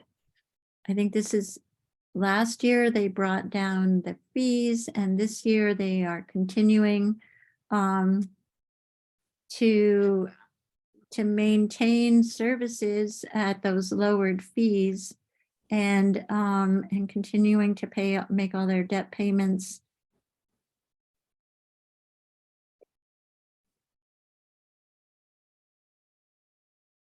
Article 28 is to adopt the Lake Wyola Dam bylaw. I see Paul's hand. Yeah, Go ahead, Paul. I just wanted to confirm that this is actually a general bylaw and not a zoning bylaw, even though it involves land and access to land. I believe that's correct. Yes. It's a use bylaw, not a, yeah. Okay, I think we should just make sure that Donna confirms that, because obviously if it was a zoning bylaw, then there's a different process to go through. And the planning board would be involved, and it would require a 2/3 vote, but Donna will be reviewing this. Article 29 is there are. Becky, just one more thing on that. The select board voted, there's just an additional language after by a fine of $50 and reference to the state's trespass statute. So there will be changes there. There's just a small change there. Okay, go ahead. Sorry. No problem. The last 3 articles are bills from prior years. The first one was a missed invoice to KP Law for $97.50. The second one we discovered after our police chief Dan Fernandez left that there was a purchase of 2 computers that payment had never been made for. And after a lot of research, we do indeed owe payment to SHI for those 2 computers. And the last, I think there's one last one. It's our citizen security. If you want to scroll, Melissa, we had 2 citizen security invoices that had gotten disappeared and had not been paid timely. So we need to clean those 2 up as well. And finally is our citizens petition. That does not need approval by the finance committee or anyone, but town meeting. I do have a comment on that, if I could. There is some extra wording at the very end in the be it resolved section. And since that's likely to be what actually is going to be voted on, I think we got to make sure that we get the wording correct. So right in the middle of that paragraph, starting with resolution in opposition to artificial turf for track and field project. Those words have to be removed. They were not in the petition. It's actually the title, of the petition that got inserted in there a second time for some reason. So you're saying just after regional school resolution in opposition?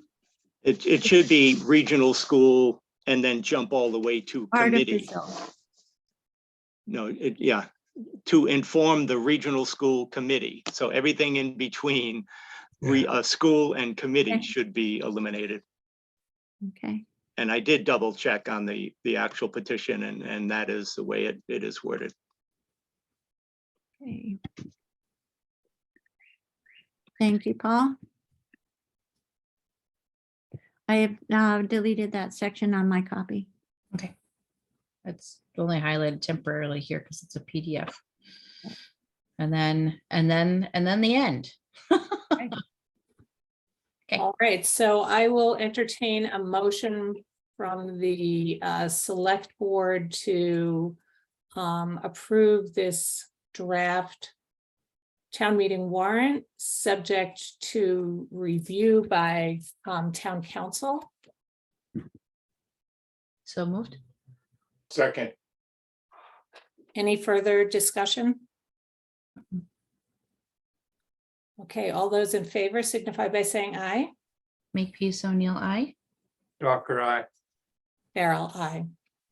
Thank you, Finance Committee, for coming this evening and for all your hard work in getting through the budget process. We appreciate the time and effort you put in, and look forward to seeing you at town meeting. Thank you. But before you let us go, we have one request that we wanted to make about the reserve, the Finance Committee Reserve Fund. I think Becky's alerted you guys to this issue. Can we chat about that now? Or? Let me, we have gone back and forth, but I don't think I brought it up in the last couple of weeks. So if you'll, Melissa, could you take that down? I can. Thank you very much. So what we learned when we were struggling with our legal expenses is that once we got to May 1st, the select board and the finance committee have the ability to meet, and together they can transfer from available other available funds in the budget. They can make transfers. This is the most unusual year. I've never seen a year where the finance committee has gone through the full finance committee reserve fund, but it's happened. The balance is 3,000 and requests are continuing to come in and will likely come from the select board. So the fund recommended by the accountant was the health insurance. We know we're going to be at least $70,000 over on that account at this point in time. And the finance committee reviewed what they last night, what they felt would be the amount they need to get through the end of the year. Turn it back to you, AJ. Yeah, thank you. And could I just share a document that list all of the requests that came in this year. Would that be okay? Sure. All right, so. Okay. So I think everybody understands that this reserve fund is kind of critical to the town. It gives us as a committee, the discretion to cover extraordinary or unforeseen expenses that come up during the year. And you can see here that we've had, God, what is the total? 10, 4, 5, 6, 7, 8, 9. At 9 points during the year, we've had a department come to us with an emergency essentially that needed to be funded through these reserves. So we started the year with $75,000 in our FinCom reserves. We've spent almost all of that. You can see just under $72,000.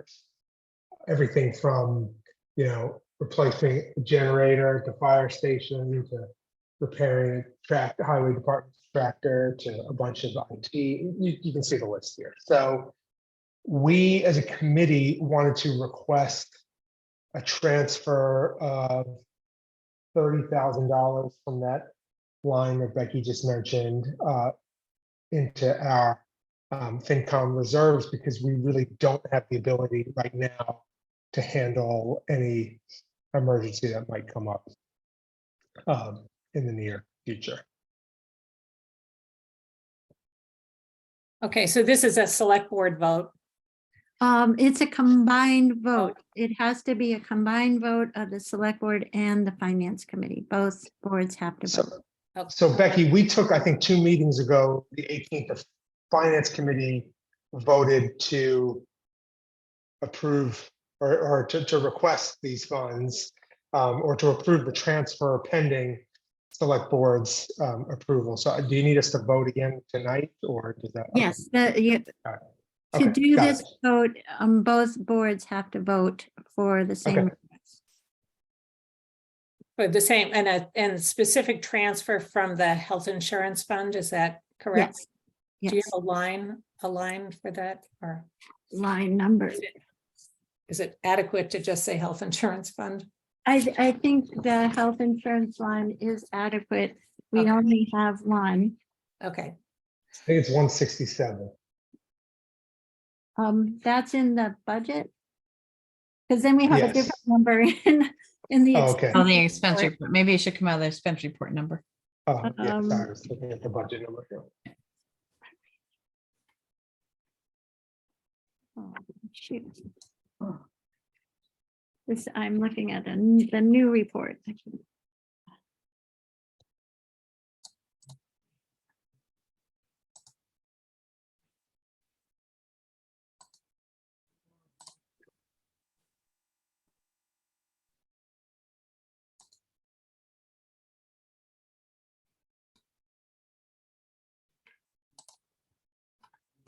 Health insurance, okay,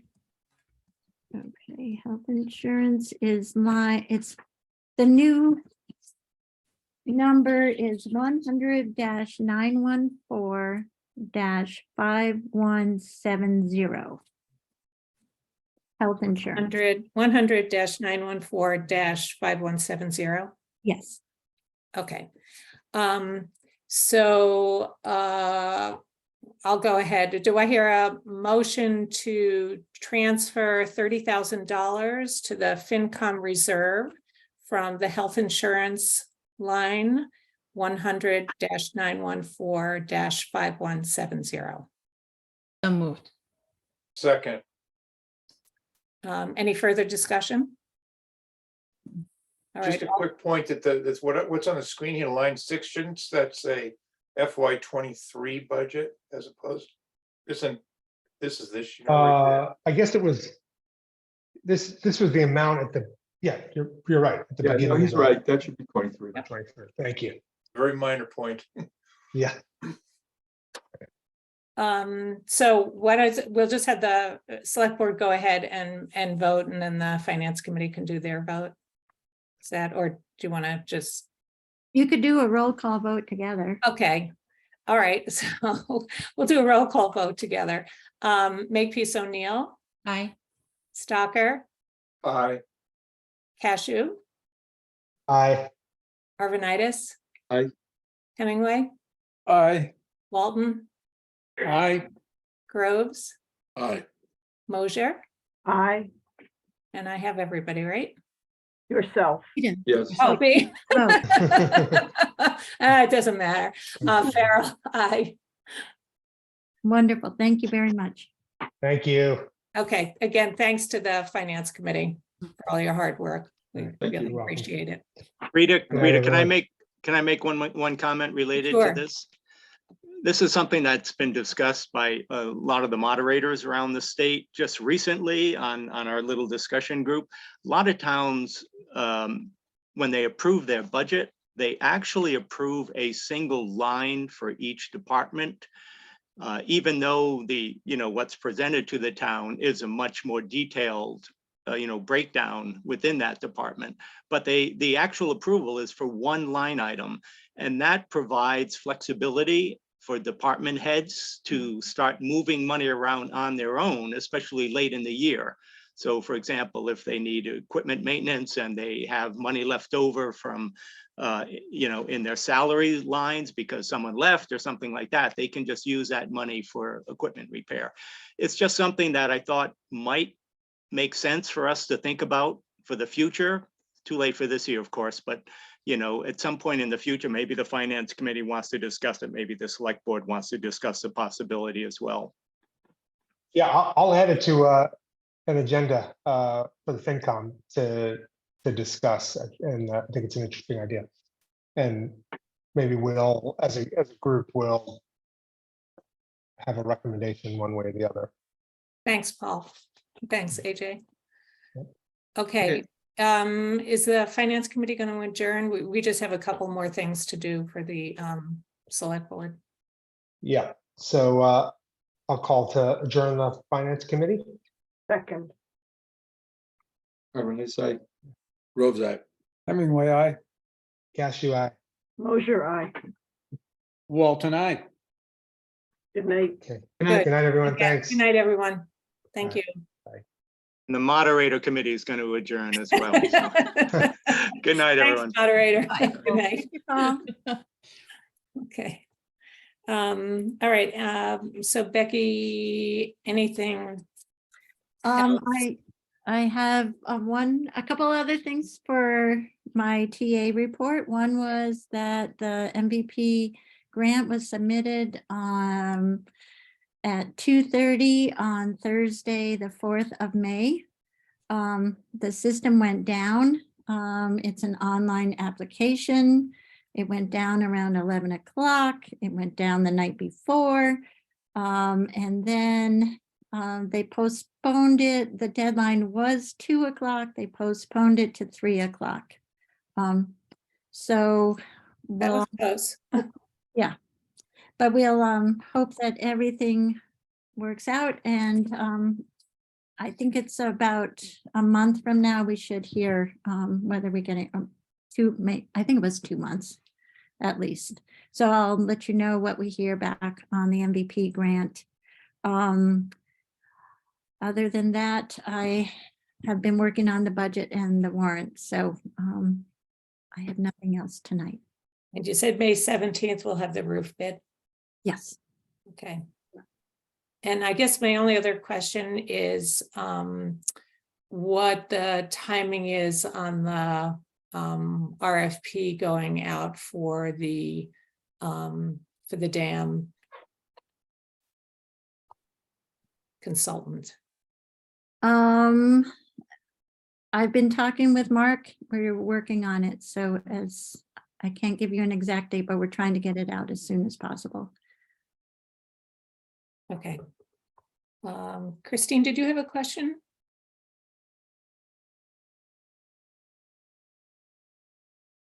Yes, Barbara asked me to represent the rec committee in regard to the 3 positions that we were seeking. Okay. And I have not heard a time when I was being allowed to speak. Please and thank you. Okay, so, so that was, we just covered it when we went through the warrant, so it looks like it went up to, we approved the warrant saying up to 9 members, is that correct? Yes. Right. And that's what Yes. Barbara had changed it to. Cool, so I don't You're have all to set. talk. You're Yeah, good. you're And good. I've been sitting here rotting in front of this screen. It was so We much enjoyed fun. your- Thank I you. appreciate everything all of you are doing. Okay, bye-bye now. Thanks, Christine. Good night. Good night. Okay, so I think that's it. Do I hear a motion to adjourn? Motion to adjourn. Second, Okay, all those in favor signify by saying aye. Make peace, O'Neill, aye. Stalker, aye. Farrell, aye. Good night, everybody. Thanks for coming. And I'll thank you. Bye. Thank you.